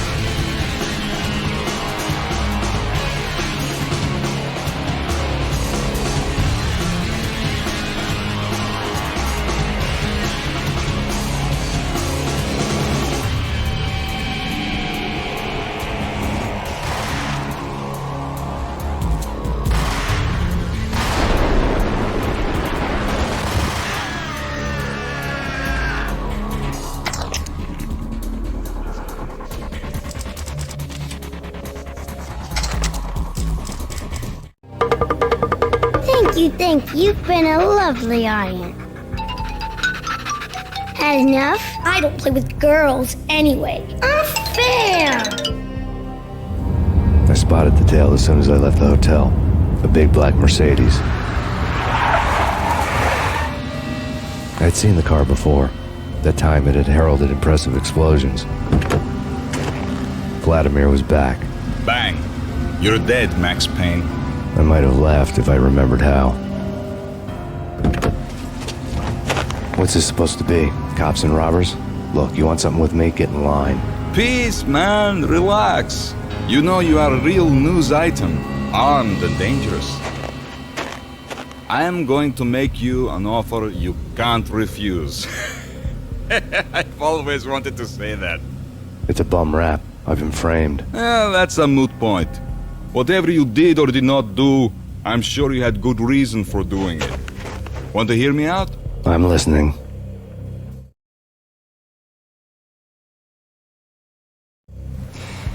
Punchinello messing with V is bad for business all around. But that's not all. There is this guy, Boris Time, used to pull jobs for me. He's the captain of the cargo ship Charon. Now the bastard turncoat has gone over to the other side, Punchinello's. The ship's loaded with high-res hardware, guns, my business. If Punchinello gets hold of that cargo, he's won and I have lost. And you'll have your work cut out for you. If you want to get to Punchinello, you will need heavy-duty persuaders. I am just the man to get them for you. Change the ship back under my flag, maybe pop 2 in the traitor Dime's head while you're at it. You'll get enough guns to start the apocalypse. You in or out? Let's get this show on the road. Vladimir was one of those old-time bad guys with honor and morals, which made him almost one of the good guys. None of us was a saint. The Brooklyn riverfront was a maze of rusty containers, sharp-boned cranes looming up from the snowstorm. On a night like this, you couldn't help but think of the dark army of dead men sleeping with the fishes, cement shoes in line. No Minotaur lurked in this labyrinth, but somewhere out there, on the clanking deck of his cargo freighter, the skipper of the Chiron was waiting, like the ferryman of the river Styx.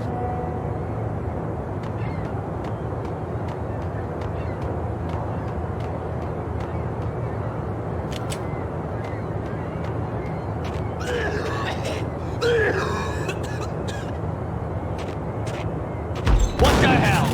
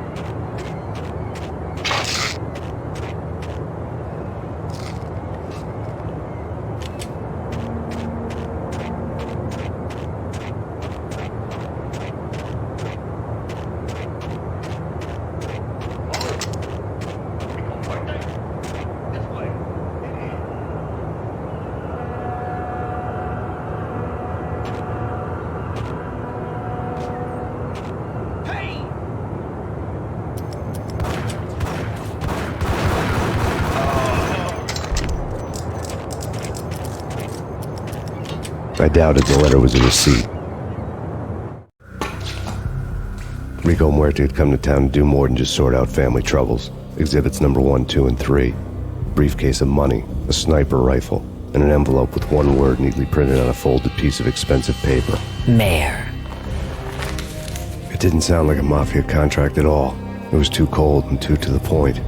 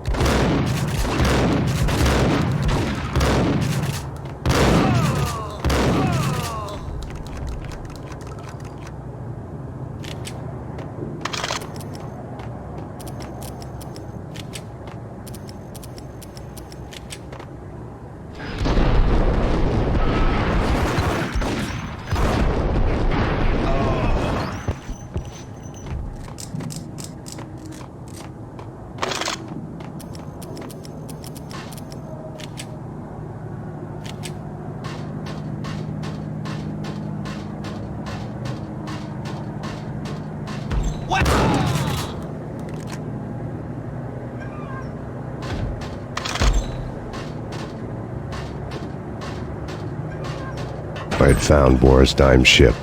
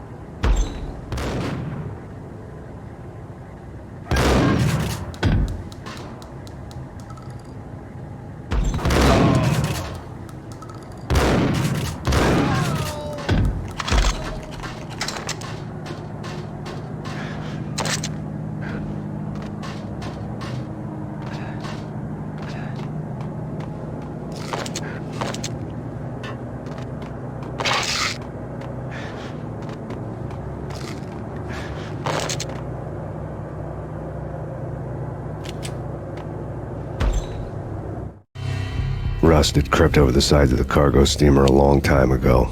Boris Dime would be on board. I'd have to smoke half of his crew to even get near the gangplank. Guns were probably being kept in the hold, buried amidst the rats and oily water.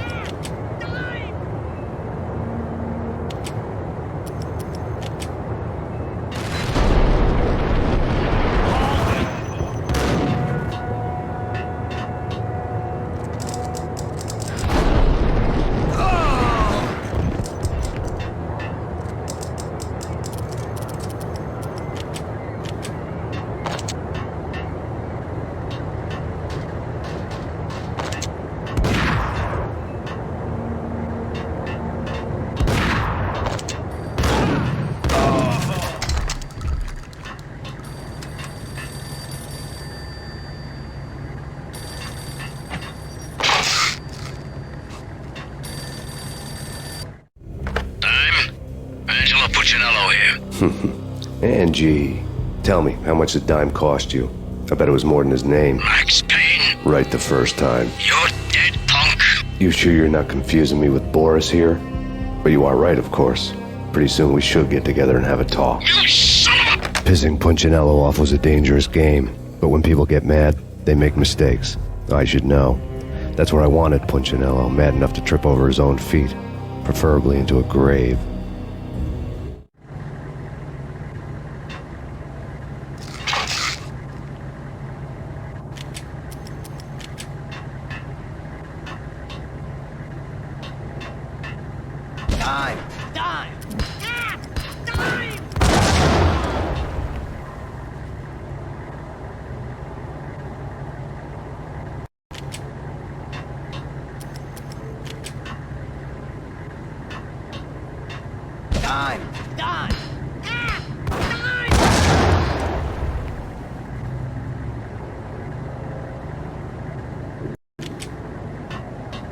Dime! Dime!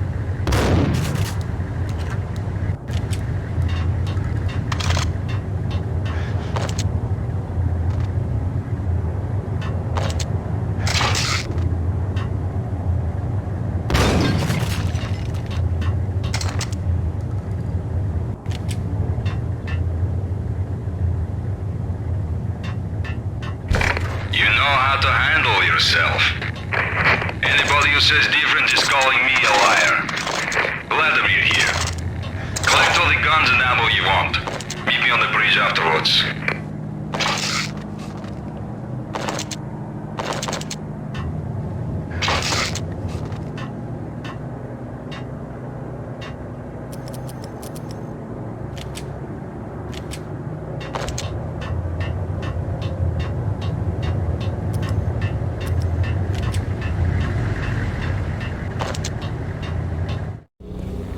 Did you get everything you need? Check. I owe you. Anything you need. This is my solo. When I'm through, Punchinello won't be anybody's problem anymore. Clear as vodka. But anytime you get between a rock and a hard place, just whistle. This could be the beginning of a beautiful friendship. You really get a bang out of this big-time gangster act, don't you?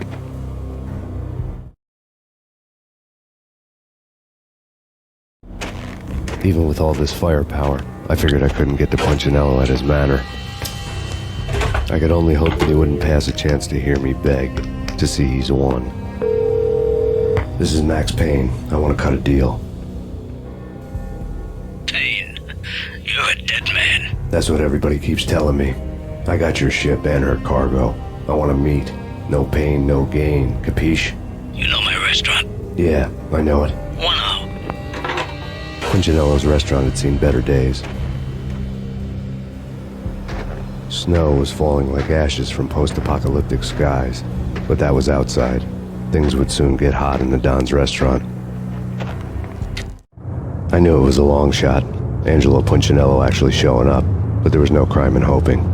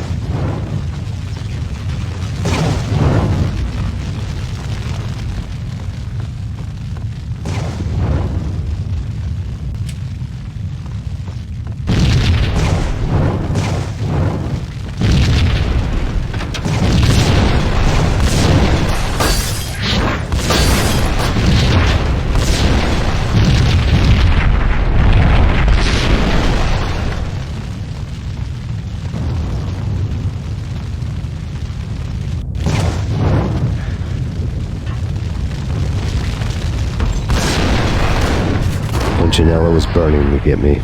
The feeling was mutual. He was trying to put out my flames with gasoline.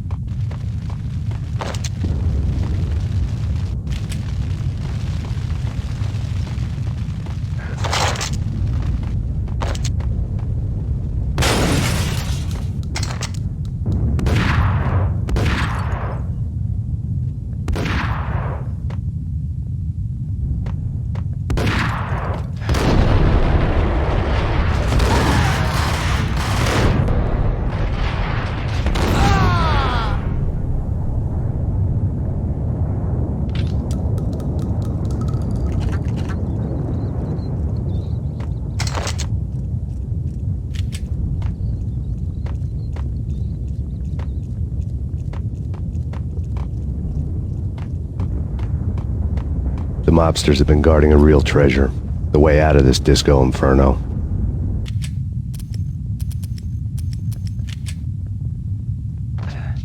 It's Payne!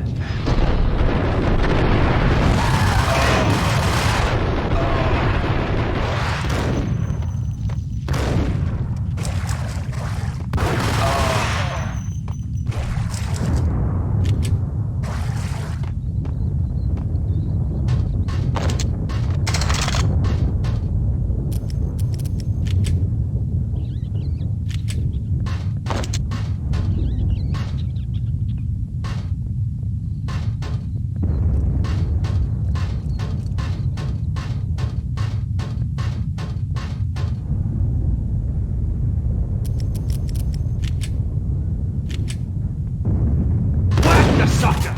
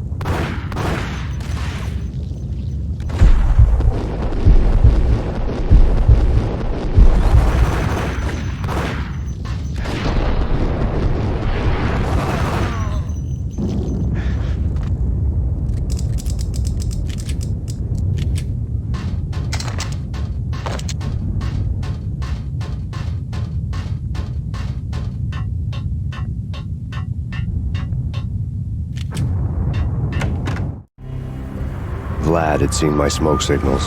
The Mercedes was revving to go, almost drowning out the Banshee well of the sirens. You coming? We'll drop you off at the Punchinello Manor. Sounds good to me. When this is over, look me up. I could use a professional like you. I'll keep that in mind.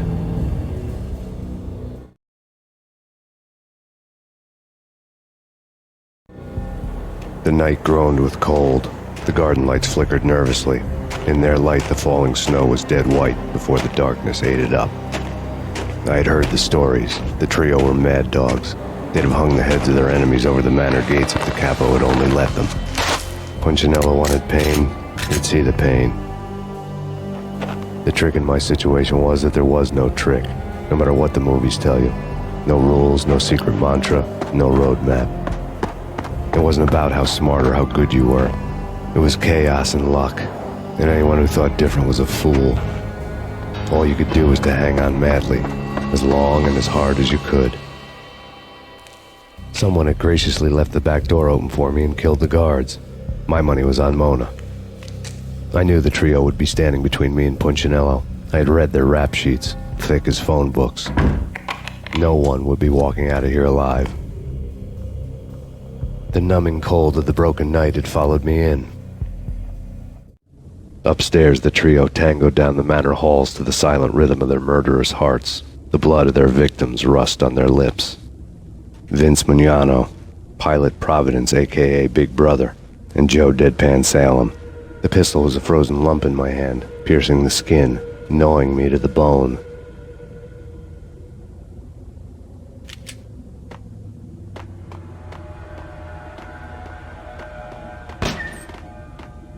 In death, the thug had been promoted to messenger. Someone hadn't enjoyed the Don's hospitality. Someone with a flair for the dramatic. Someone who had let herself out of a locked cell and past a couple of armed guards. My thoughts were on Mona again. I could only hope she was a good enough gambler to walk away while she was still winning, before she'd run into the trio.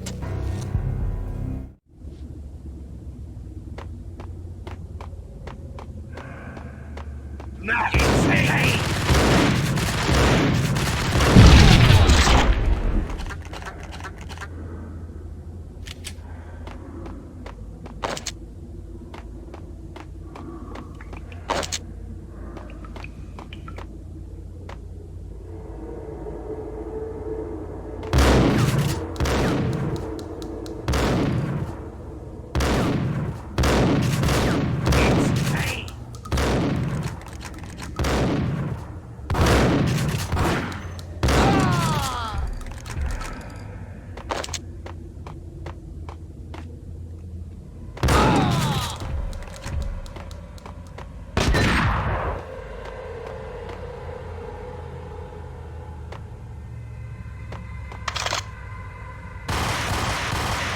Someone get the guys from upstairs! No one's going anyplace. Too late for that. He walks in, we waste him. Maybe Joe and Pilot won't get the credit for this kill.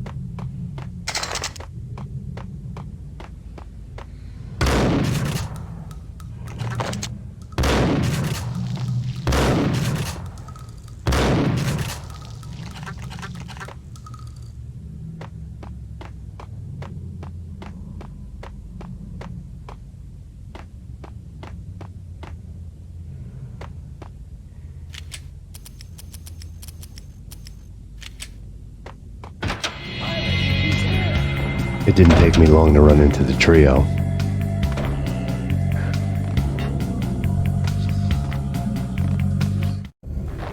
The word on Lisa Punchinello was that she was a bit of a witch. The tarot cards on the kitchen table fit the picture. They weren't my kind of cards, but I was willing to take a crack at the hand Mrs. Punchinello had dealt. The first card was the Tower. Maybe that was supposed to be the manor. It got easy after that. The devil was the master of the house, and death was me, coming for him.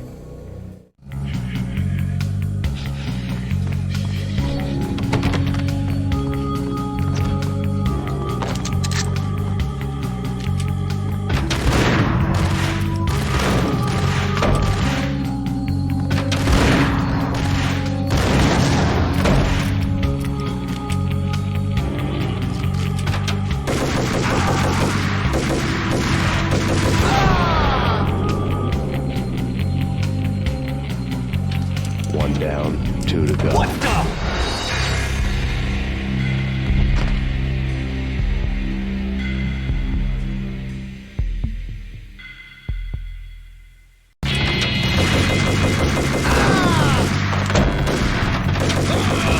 One down, two to go. Yo!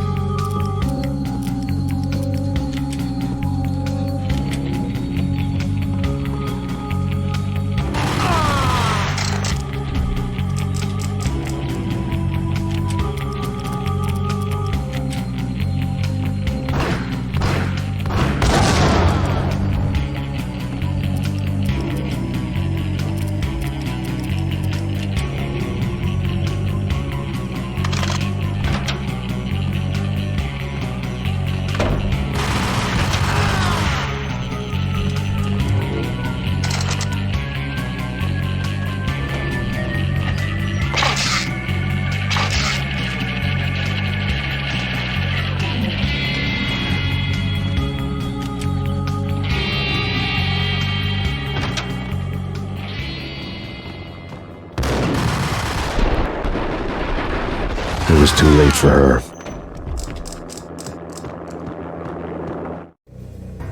You're a real angel, Max.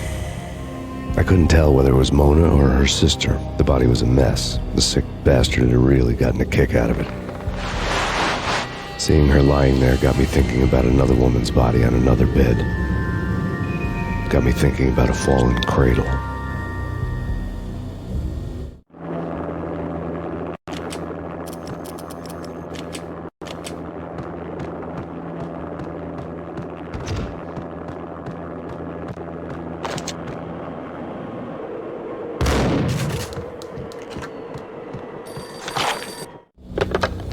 Max Payne. Talk to me. Alfred Woden. You've got company. An armed helicopter just landed on the manor grounds. You must hurry. The more the merrier. Into the road, Payne. Vince Mugnano.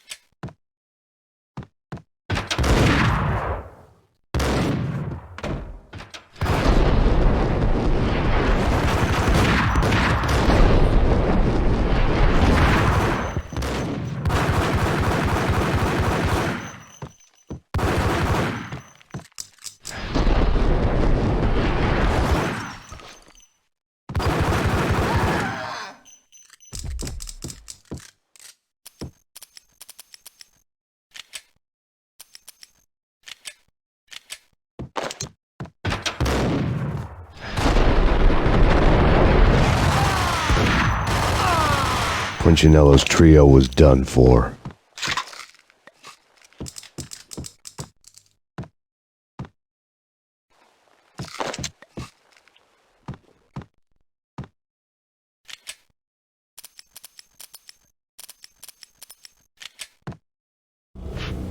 Outside my door. Hurry. He's coming for me. You gotta hurry. Please. I could hear Punchinello on the phone begging for help. He should have been saying his goodbyes. Punchinello was a pushover. The moment I stepped into the room, he folded like a deuce before a royal flush. No, wait. I was just doing what I was told. I couldn't refuse. She's someone high up. Government, maybe. I don't know. He was trying to buy more sand for his hourglass. I wasn't selling any.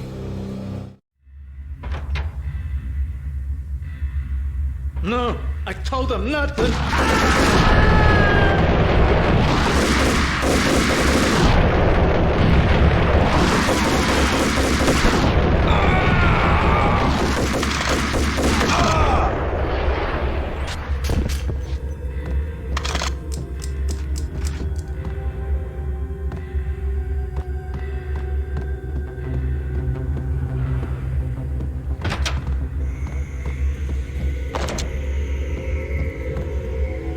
Drop it.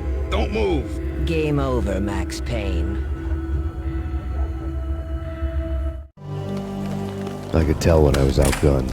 It was time to take another beating. The mystery witch was a real barracuda.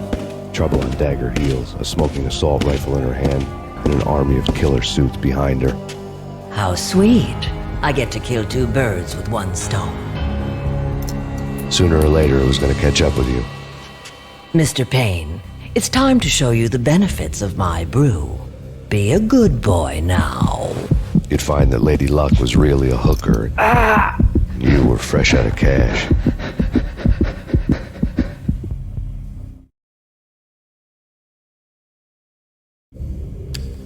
Gentlemen, we're done here. Take me to Cold Steel.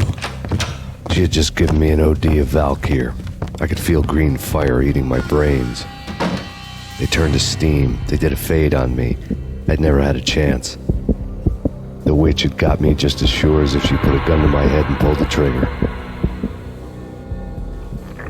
The shadows rushed me, bruised mugshot faces hungry for revenge. They knew my weak spots and closed in for the kill. The floor turned into a vortex of green blood. I fell.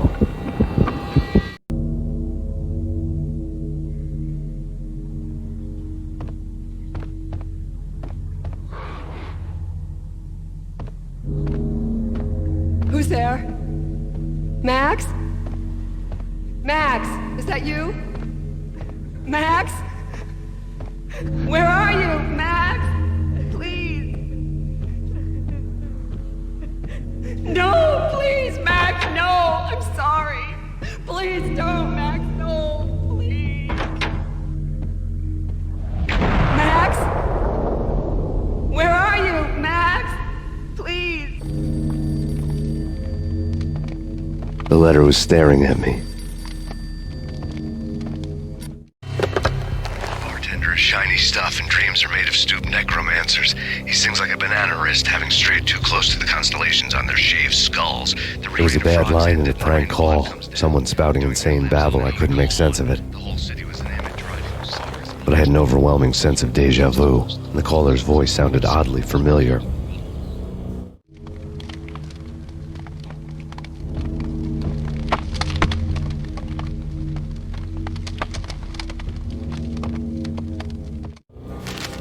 There was something disturbingly familiar about the letter before me. The handwriting was all pretty curves. You're in a graphic novel. The truth split my skull open, a glaring green light washing the lies away. All of my past was just fragmented still shots, words hanging in the air like balloons. I was in a graphic novel. Funny as hell. It was the most horrible thing I could think of.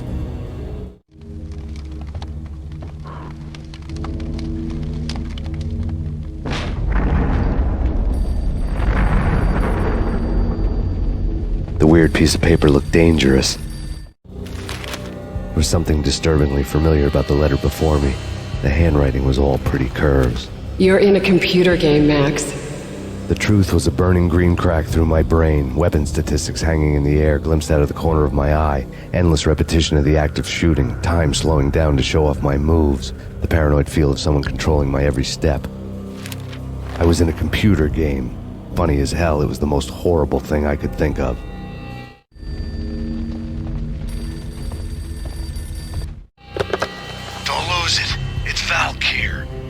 Snap out of it. Try to remember. It was a bad line in a prank call. Someone spouting insane babble. I couldn't make sense of it.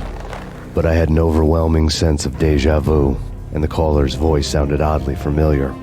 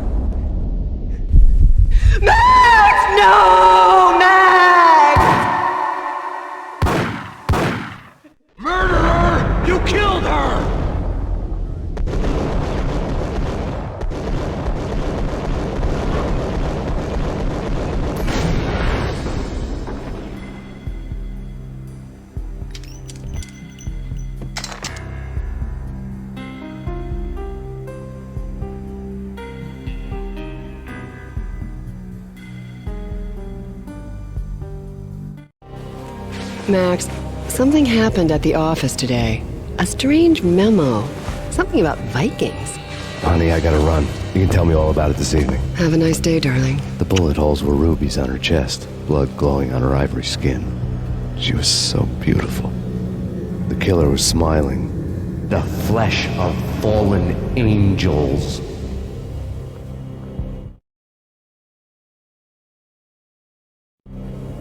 Slowly, the green nightmare faded, leaving dark stains on my soul that would never come off. I felt like flatlining. I was all shook up.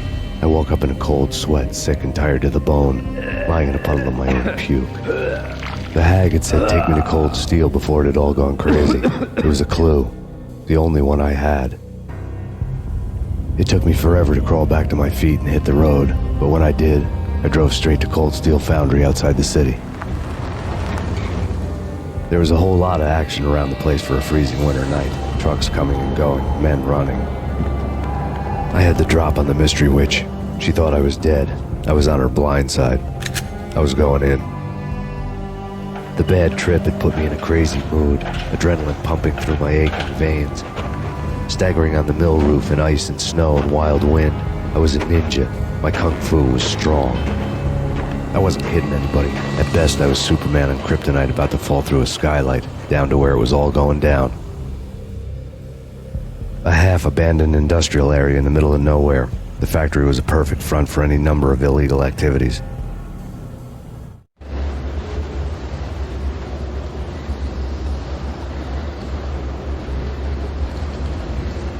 In the belly of the plant, molten metal boiled and bubbled like a witch's brew.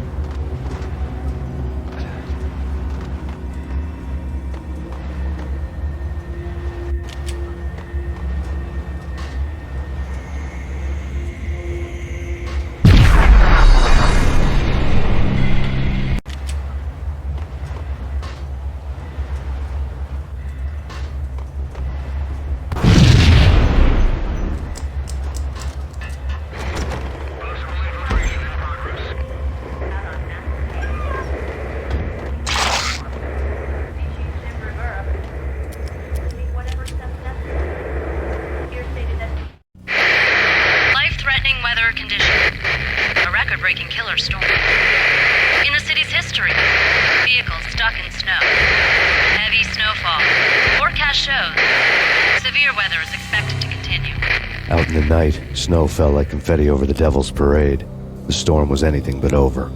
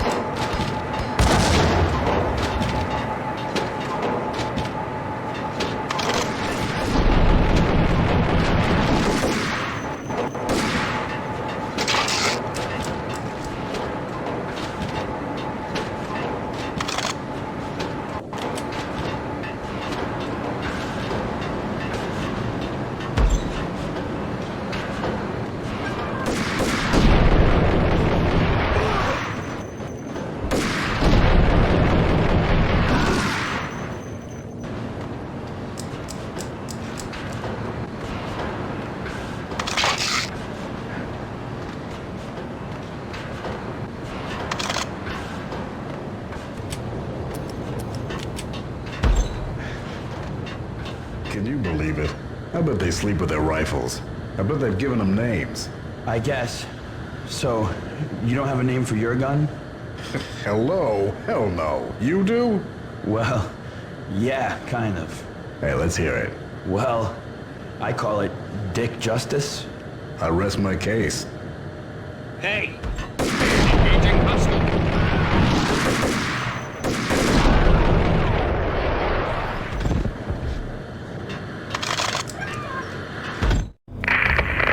Perimeter breached. The facility has been compromised. Repeat, the Deep Six has been compromised. Initiate Operation Deadeye. The walkie-talkie military lingo could mean only one thing. They were getting ready to destroy the evidence and vanish into the night. I was so close. The hidden truths were just around the corner.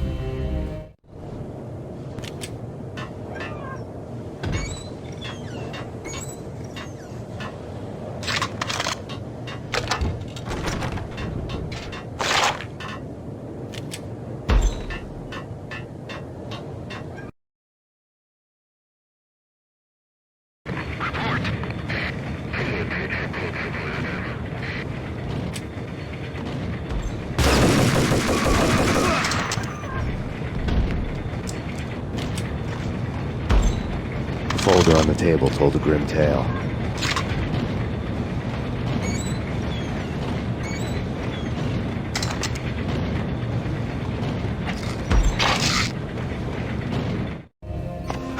The mercenaries were running a tight operation, paperwork and all. Merchandise missing again. A chemist had tried to smuggle it out for his own private party. Locked him up in cell B7 in D6's old test facility to wait for proper processing. I was close enough to hear the secrets, just beyond the next doorway.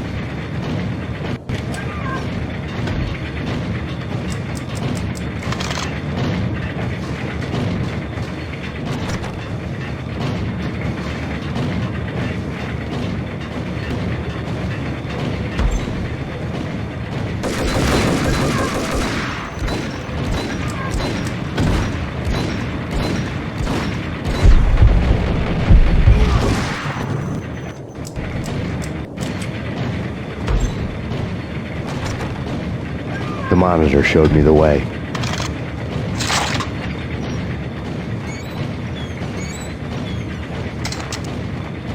Processing diagrams filled the control room screens, all but one.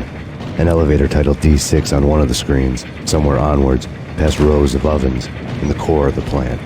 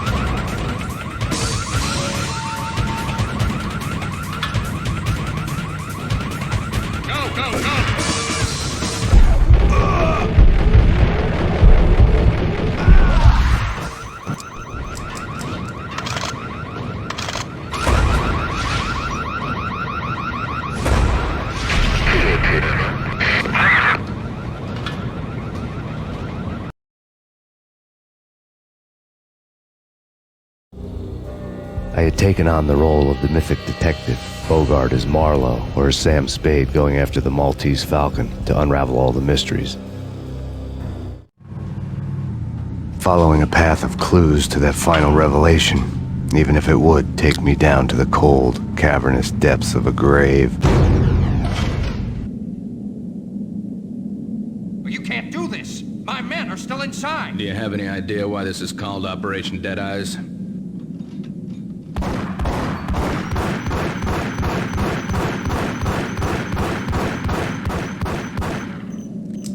I think he's dead already. Let's do it.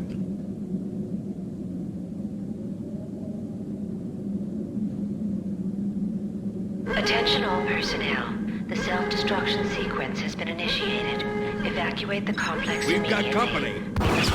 The self-destruction sequence has been initiated. Proceed to the nearest exit immediately.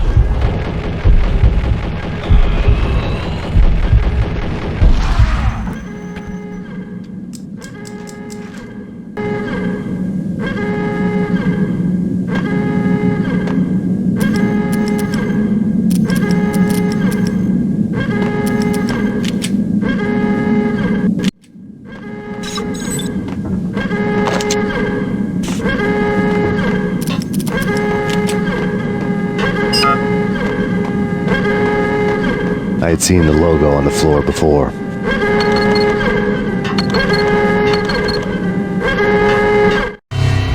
There was an old army bunker under the steel mill. I knew the military plaque on the floor. I had seen 1,000 variations of the insignia on crumbling brick walls everywhere in the city. The sword replaced by a syringe. Project Valhalla, V for Valkyr, V for Valhalla. All of a sudden it read like a crackpot conspiracy theory.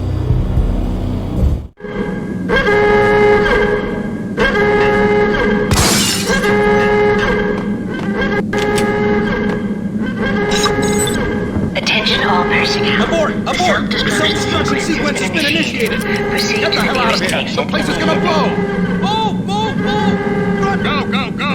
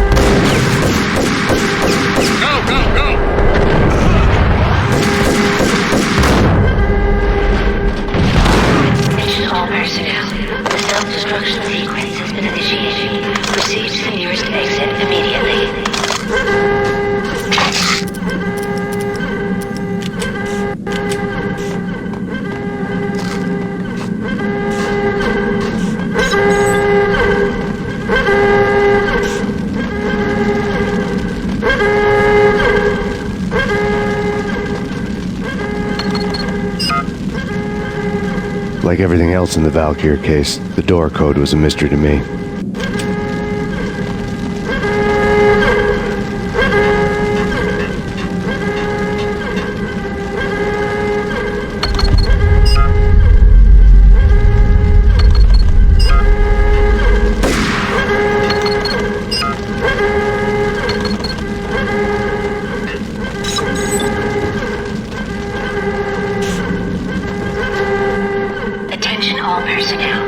Self-destruction sequence has been initiated.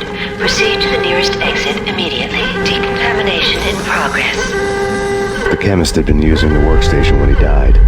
The half-life of the lab rat had ended online, his password blinking on the screen. 665.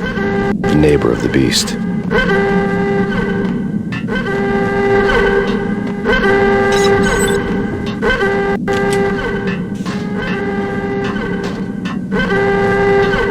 Decontamination in progress. Decontamination completed.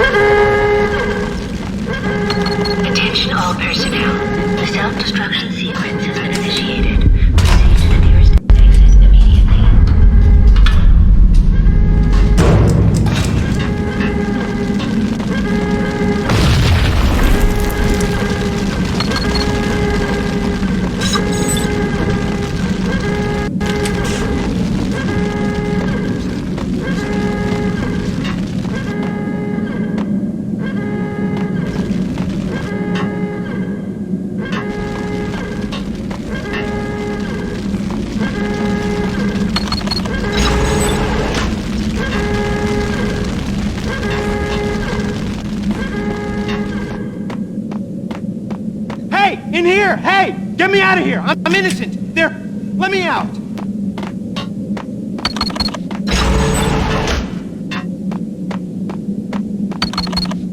Hey! In here! Hey! Get me out of here! I'm innocent! Personnel. Let me out! The self-destruction sequence has been initiated. Proceed to the nearest exit immediately. Thanks! I thought I was gonna die in there for sure. I need you to get me through the decontamination chamber airlock. You're crazy! No way! The place is blowing up, for Christ's sakes! Either that or back to the cell. Your choice. Okay, I'll do it! I'll do it!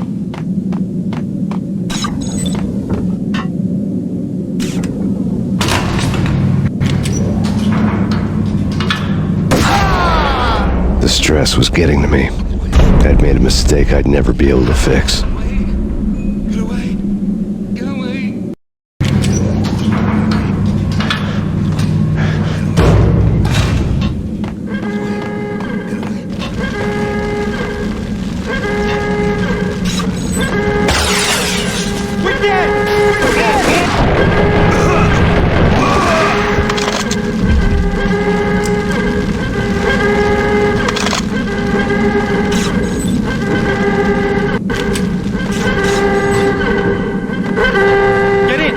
Decontamination in progress. Decontamination.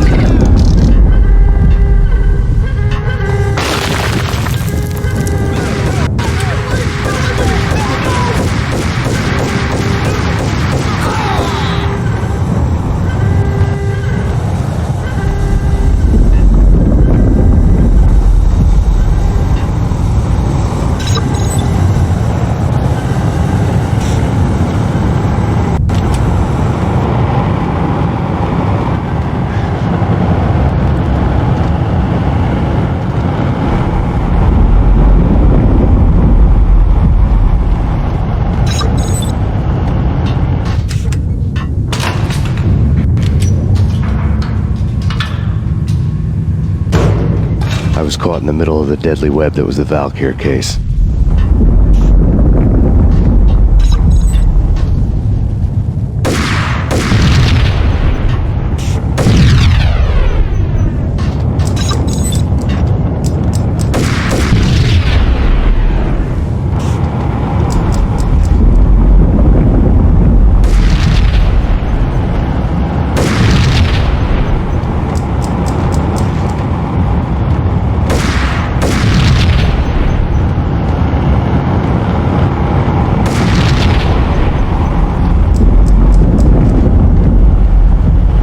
One of the lab terminals had the project logo on the screen.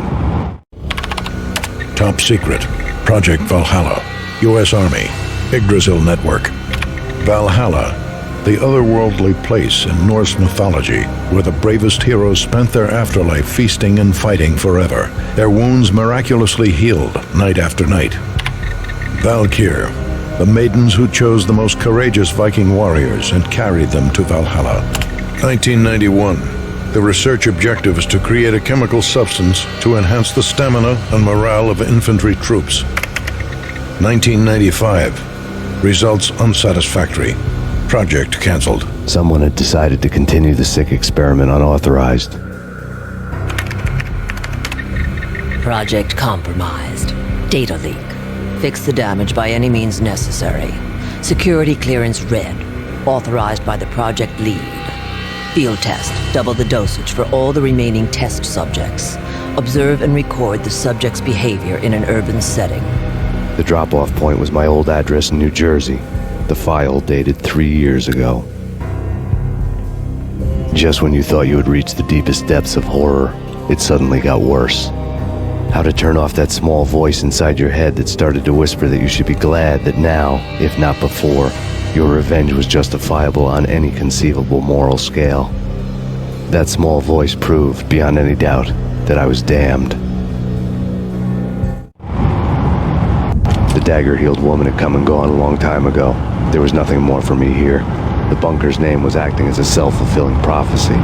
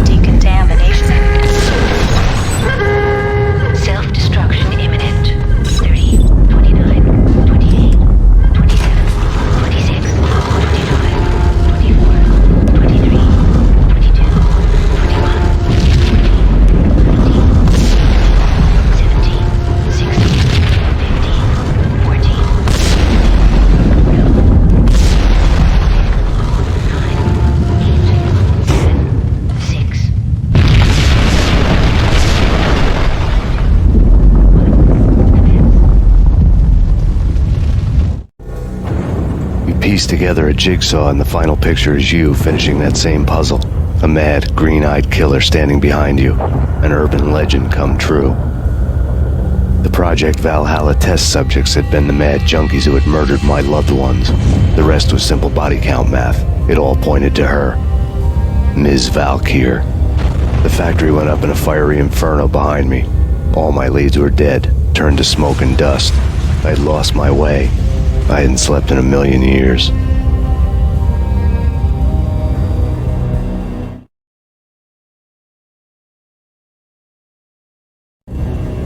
I felt thin as death. I've been living on an endless supply of week-old donuts. They were fuel for this crazy furnace inside my head. I couldn't remember when I had last seen the sun. I was on a permanent graveyard shift.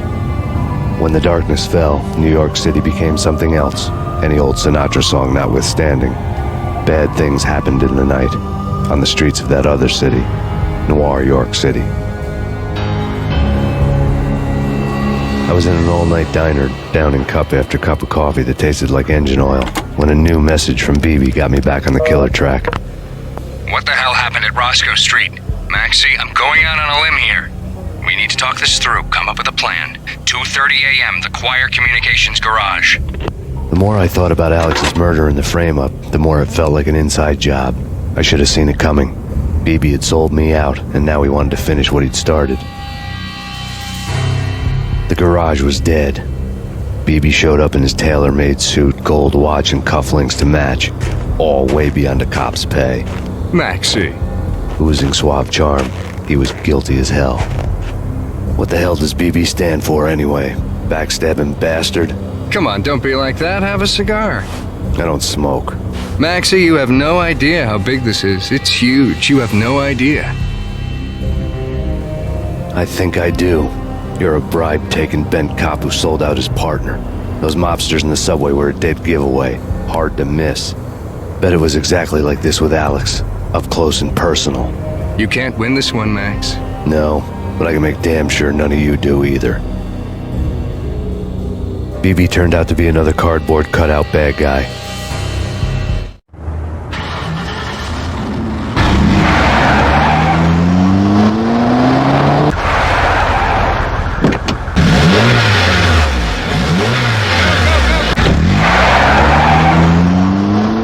A bad cop on the take. A cowardly right-hand man fleeing from the scene, leaving his paid thugs to do his dirty work.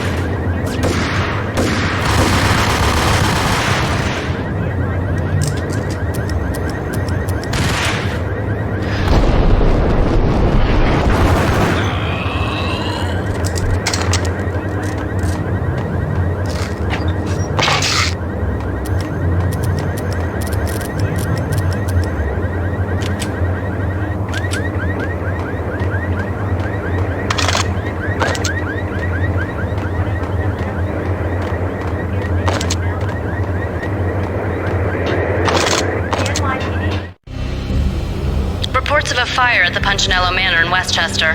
The manor is the home of Angelo Punchinello, the alleged head of the Punchinello crime family. The police are now saying, contrary to their earlier statements, that Max Payne is still alive and at large.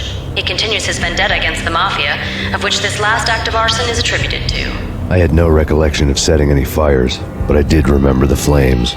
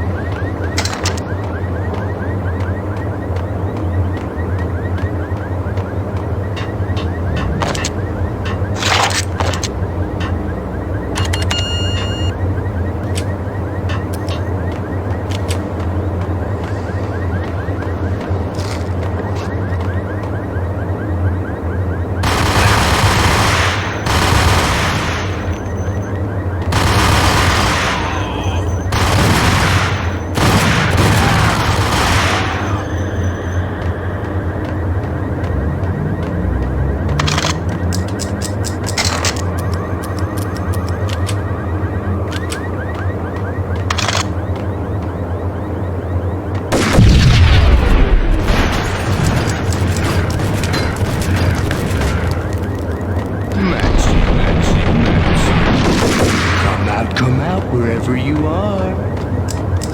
You know, I really hate people who refuse to see the inevitable, refuse to do the smart thing.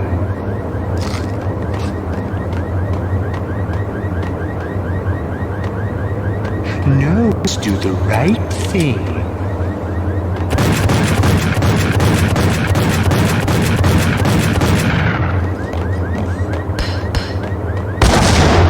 I blame you. For a smart guy, you really can be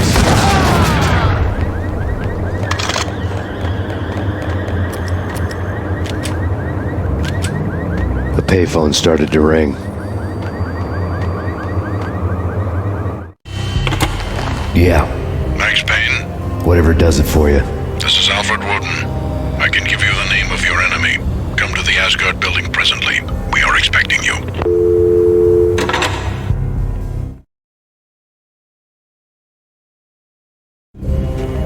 Woden was waiting for me on the steps of the old building. Mr. Payne, let's go inside. The others are anxious to begin. The others? Despite the general misconception, this building actually predates the City Hall by 2 years, thus being the oldest municipal building still in use here at the foot of the Brooklyn Bridge. No kidding. The old man played tour guide as he led me through a dark, domed hall. The answers I was after loomed large ahead. Mr. Payne, I would like to introduce you to my colleagues in what we call the Inner Circle. You've been watching too much X-Files. You have seen the files on Project Valhalla. We can fill the gaps, provide you with the information missing from those files. We were all involved in the early stages of the project during the Gulf War. What's the catch? We would very much like to blow this thing wide open, but our hands are tied. Her name is Nicole Horn. She was the key figure in Project Valhalla. When the funding was discontinued, she simply refused to quit. She knew exactly what she had in her hands. Nicole Horn is the president of Acer Corporation. She has more than half the city in her pocket. This must be kept under wraps. If you try to go public with this, we will deny any knowledge. We need you to take her out. Afterwards, we can protect you, make all the charges go away. That was the cue for the killer suits to kick in the doors and swarm inside.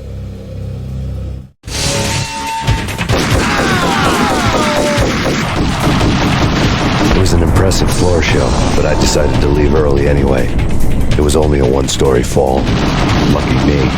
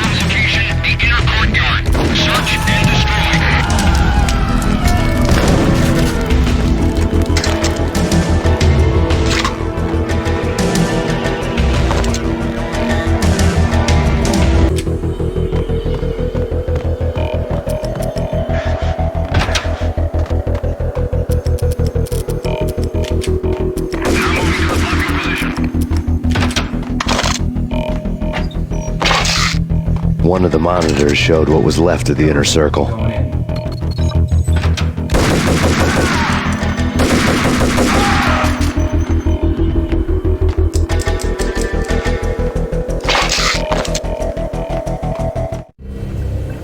On screen, the so-called corpse of Alfred Woden stood up, miraculously waking from his dirt nap, looking smug among his dead pals. In the land of the blind, the one-eyed man is king. I didn't know how he'd pulled it off, but it was a pretty slick way to get out of all his promises. Most of what he had said fit too well to be a load of crap.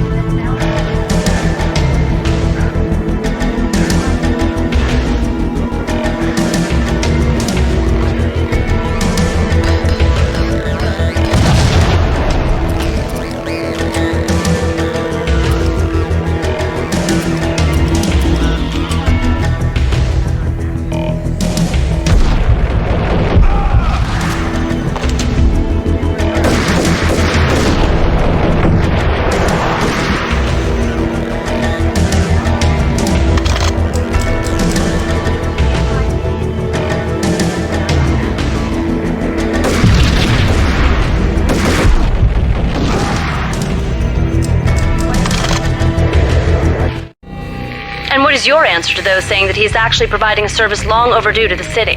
This crusade nonsense has gone too far. He's out of control. It must stop. He will be stopped. That was Deputy Chief Jim Rivera from the New York City Police Department.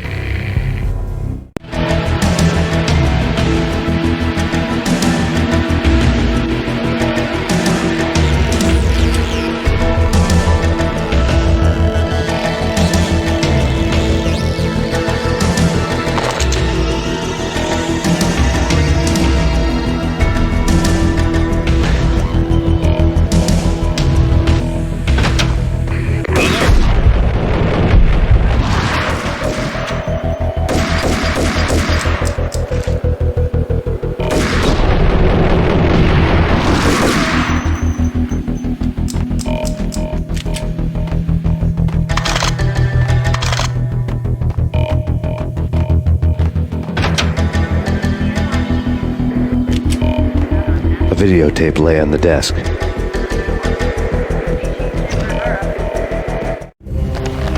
Nicole Horn had blackmailed the inner circle into silence. The tape came with a curt extortion note on a piece of expensive paper. I remembered Candy Dawn taping her clients in action on the side, selling the tapes to the highest bidder. I was sure that kinky sex was nowhere near Alfred Woden's worst sin. But I had a feeling that when this was over, any collateral would come in handy.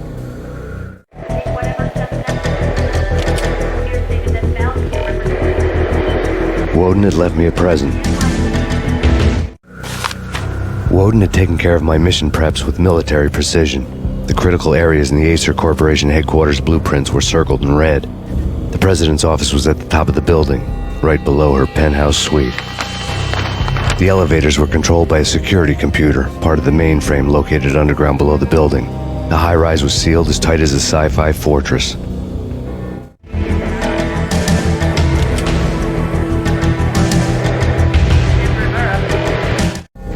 Nothing seems to stop Acer Corporation's phenomenal victory march. Incredibly, the stocks are still rocketing. Worried experts already see a danger in the company's success. Some have gone as far as to say that Acer Corporation is about to become an even bigger monopoly than Microsoft ever was.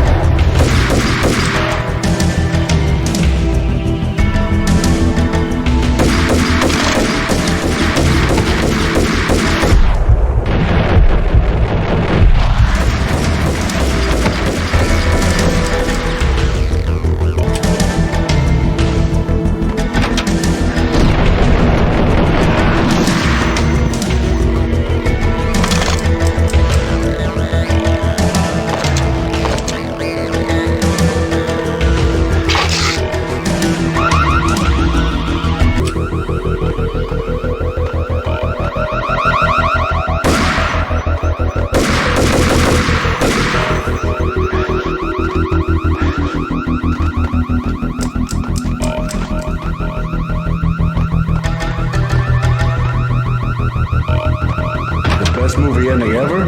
Gotta be Butch Cassidy and the Sundance Kid. A hero's end, going out with guns blazing.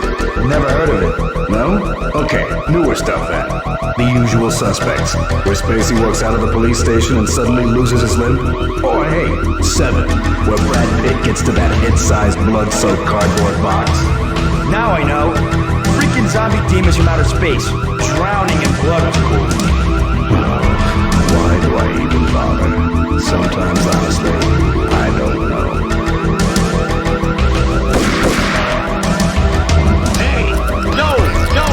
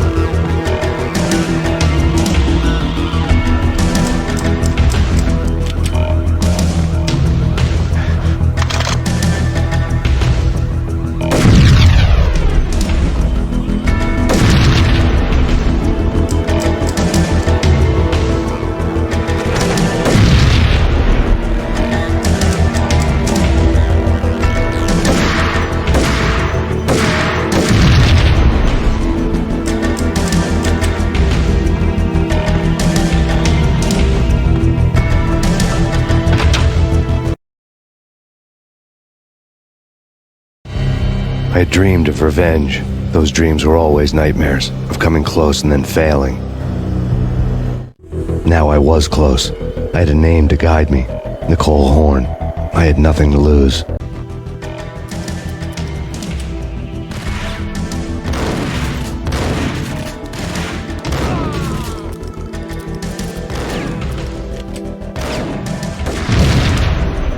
The Inner Circle had quite a track record.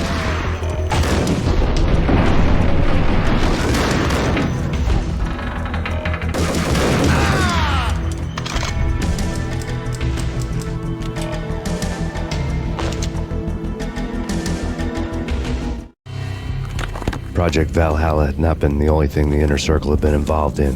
There were rows of cabinets full of files. The Serpentine Secret Society went back a long way, always pulling strings from the shadows. I couldn't say I was sorry. Woden's move in some Byzantine power game had cut the Circle's membership roster to 1. The old man wanted me on cleanup duty. It was my mess, too.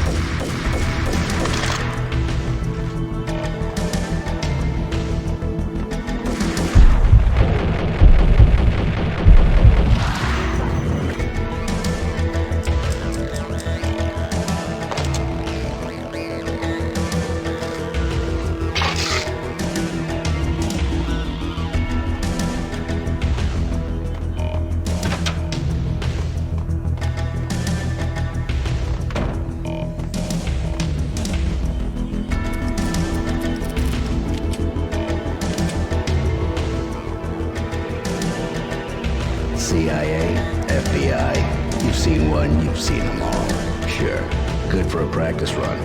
But this, working for her, oh, this is the real thing. The money's astronomical. And best of all, you get to kill any scumbag who gets in your way. License to kill. Like James Bond.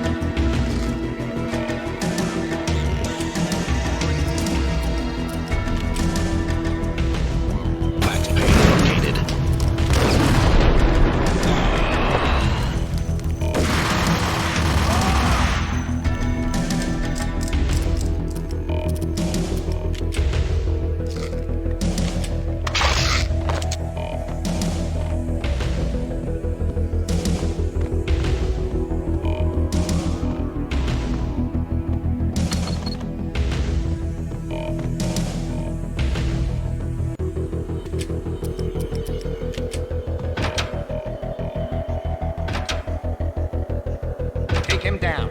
Shoot to kill. Let's finish this.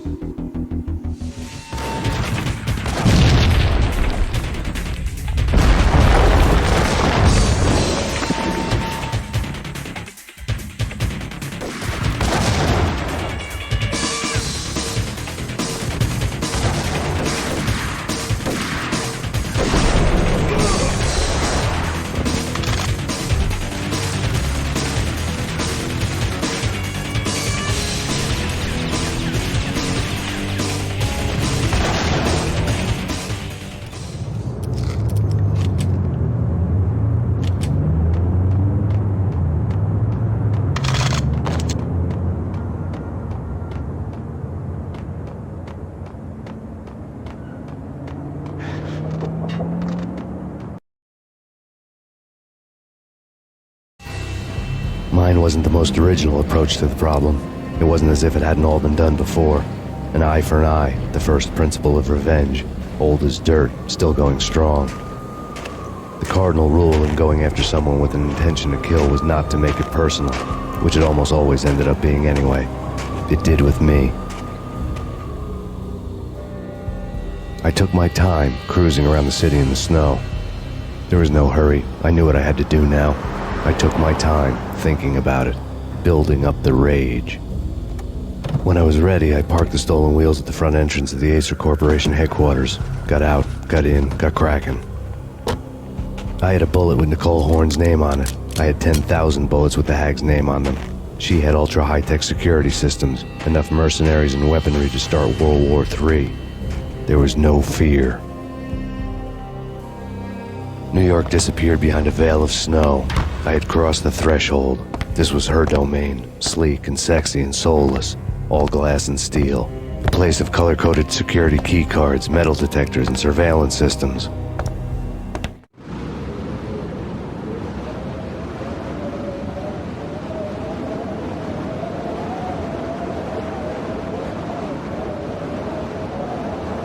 Colder than a walk-in fridge. Cold as a gun.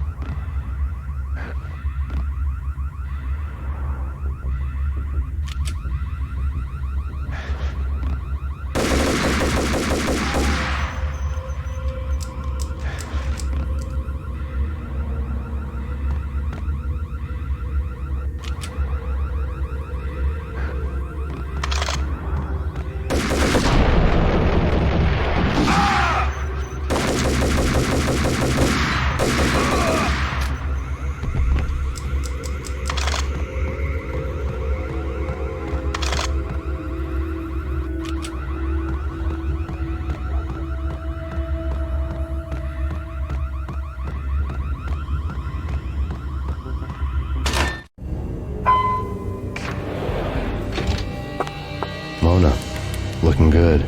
Max, we gotta stop meeting like this. It will be a cold day in hell before I let a narc cop stop me. Miss Sachs, do your job. Relax, Max. You're a nice guy.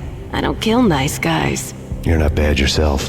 It was different when Horn wanted Punchinello dead. To cut her ties to the Mafia, he deserved to die. The same goes with her. She's the bad guy here. Her sister was whispering to her in my favor. I knew the appetites of ghosts intimately. They hungered for revenge. No! A gunshot boomed and she fell down in slow motion. She was a nice girl, not really a stone-cold killer. And now she was stone-cold dead. Like religious fanatics or loyal samurai, Horn's private army was coming at me. Terminate.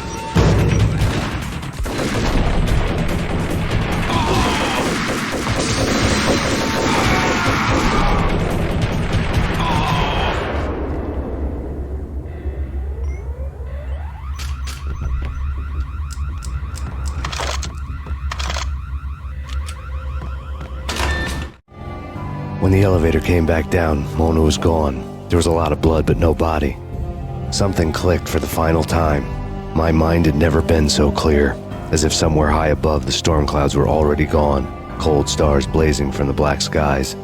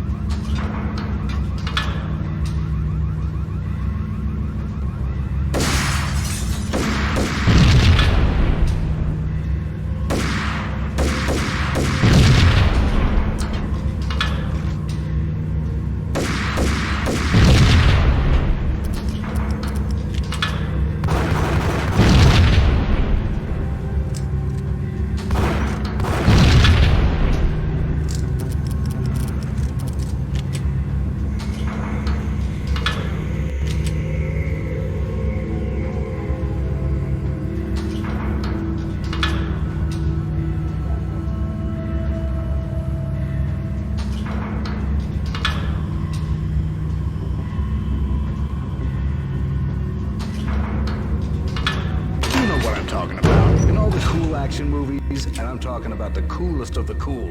It always seems like time slows down in the middle of the action. You know, you can see the bullets flying through the air, the hero dodging in slow motion.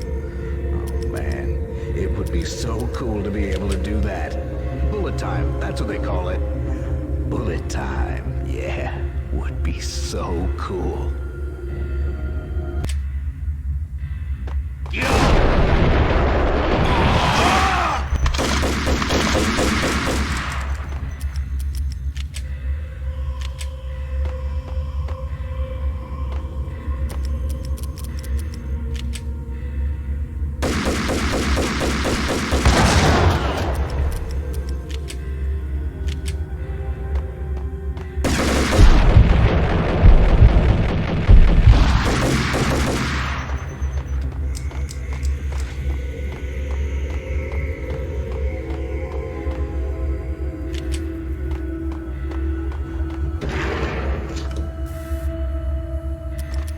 Hold it!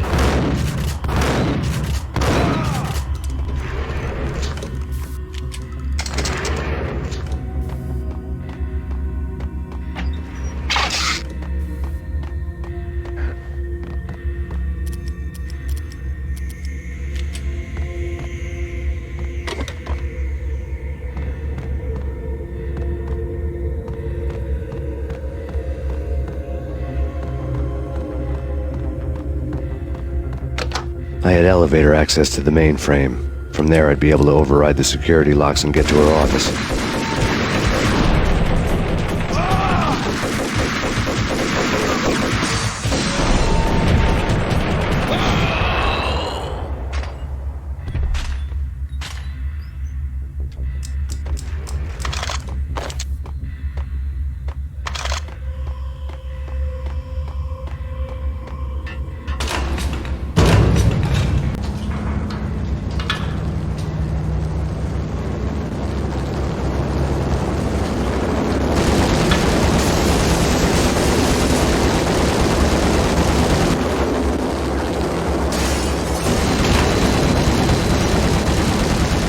The unmarked chopper was Horn's pet guardian, inhuman and flawless. It was stalking me.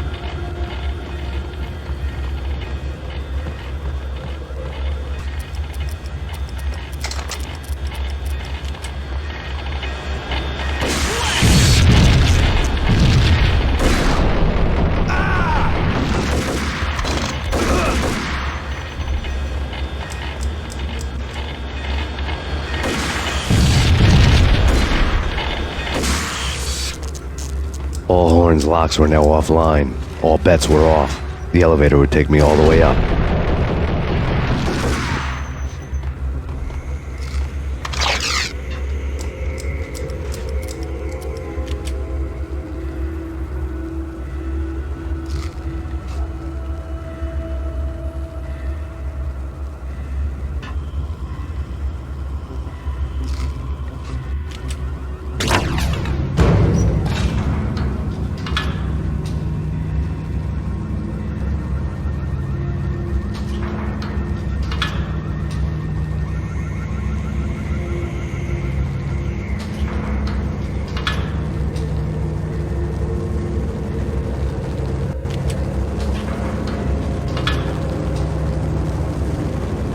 Seen from this height, the night seemed to stretch on to eternity. A hint of desperation had crept into the snowstorm, as if it was trying to get it all out before the end.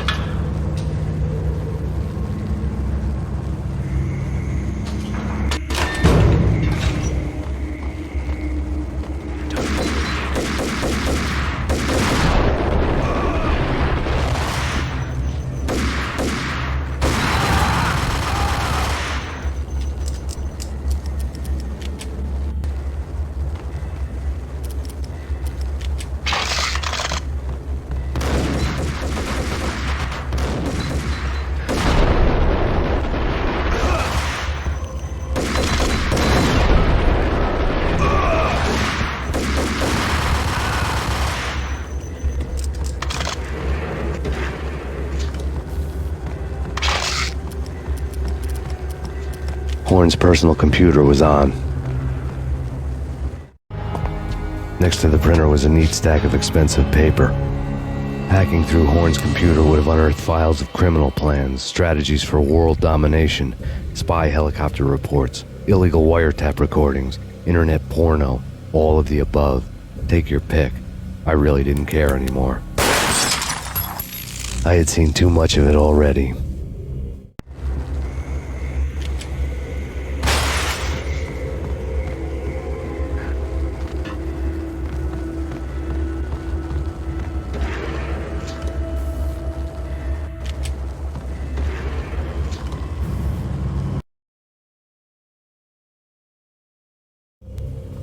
Valkyr had been meant to be a white-winged maiden that would lift you to a warrior's heaven, but it turned out to be a one-way demon ride to hell.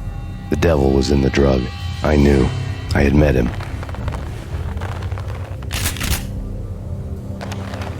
And now I was gonna kill her. The queen of the underworld who had tried to lift herself a bit closer to heaven with her drug money. No begging, no bribes. She knew better. Honor among killers. We who were about to die. Both of us knew how this would end, in pain and suffering. All this because your wife stuck her nose into things that were none of her business. The cops were coming to take me away. The sirens were like a bad conscience I couldn't shake. It's ridiculous you've made it this far. You won't be alive when they get here.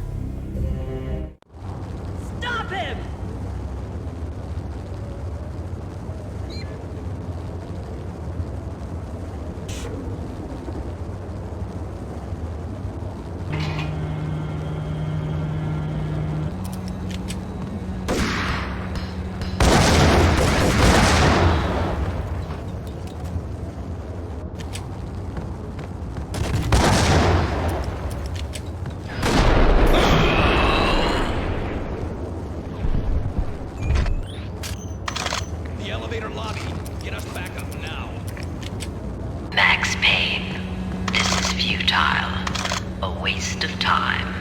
The deaths of your wife and daughter were necessary. Inevitable. It is done. You cannot bring them back. Nothing you do will make it better.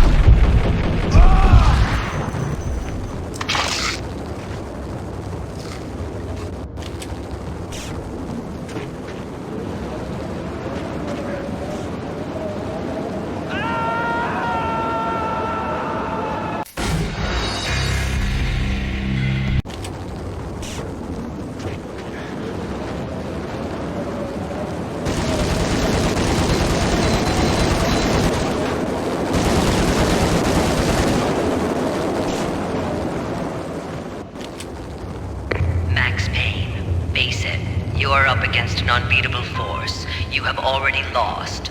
You have lost. Only death will set you free from your pain. Accept it. Surrender. Give up.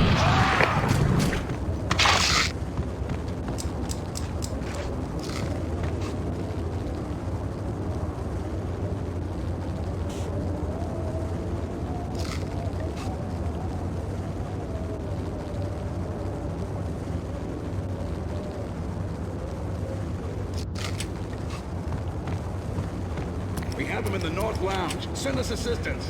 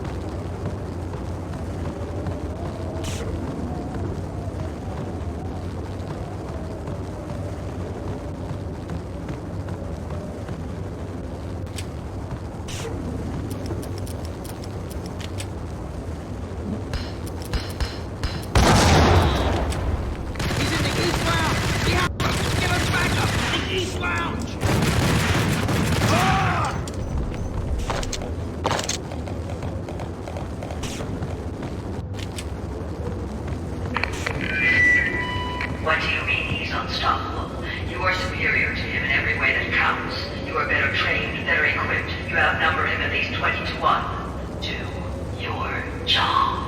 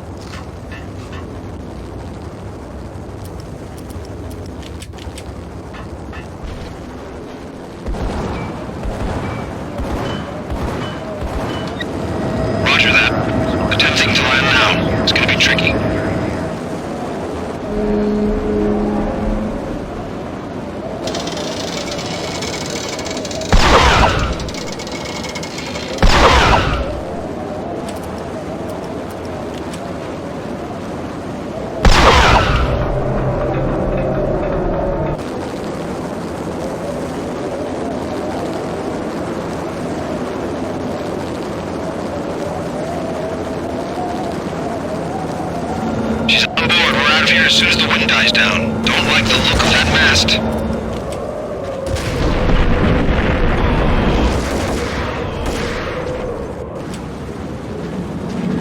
Lift off in 1 minute.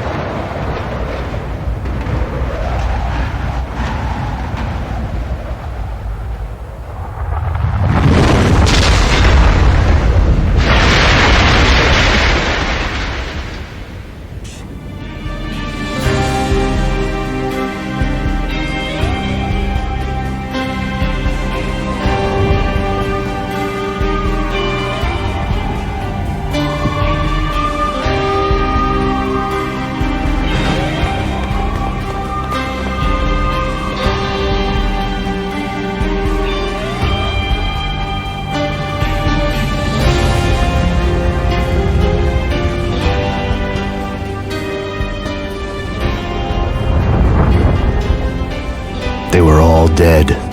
The final gunshot was an exclamation mark to everything that had led to this point. I released my finger from the trigger. And then it was all over. The storm seemed to lose its frenzy. The ragged clouds gave way to the stars above. Max Payne, this is Deputy Chief Jim Bravura from the NYPD. We've got the building surrounded. Throw down your weapons and lie down with your hands behind your head. A bit closer to heaven.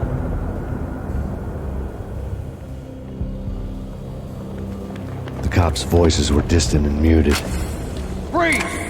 NYPD! Hold it right there! My ghosts released me from their haunting. Down below, New York City glittered like diamonds on black velvet. You gave us one hell of a ride. Take him down to Central Booking. You heard the man. Woden was there in the crowd, standing by the sidelines. It wouldn't be over till the man with the patch would say so. He'd say the right words. I knew he would. He'd better. Woden grinned smugly. It was the grin of a winner. That made two of us.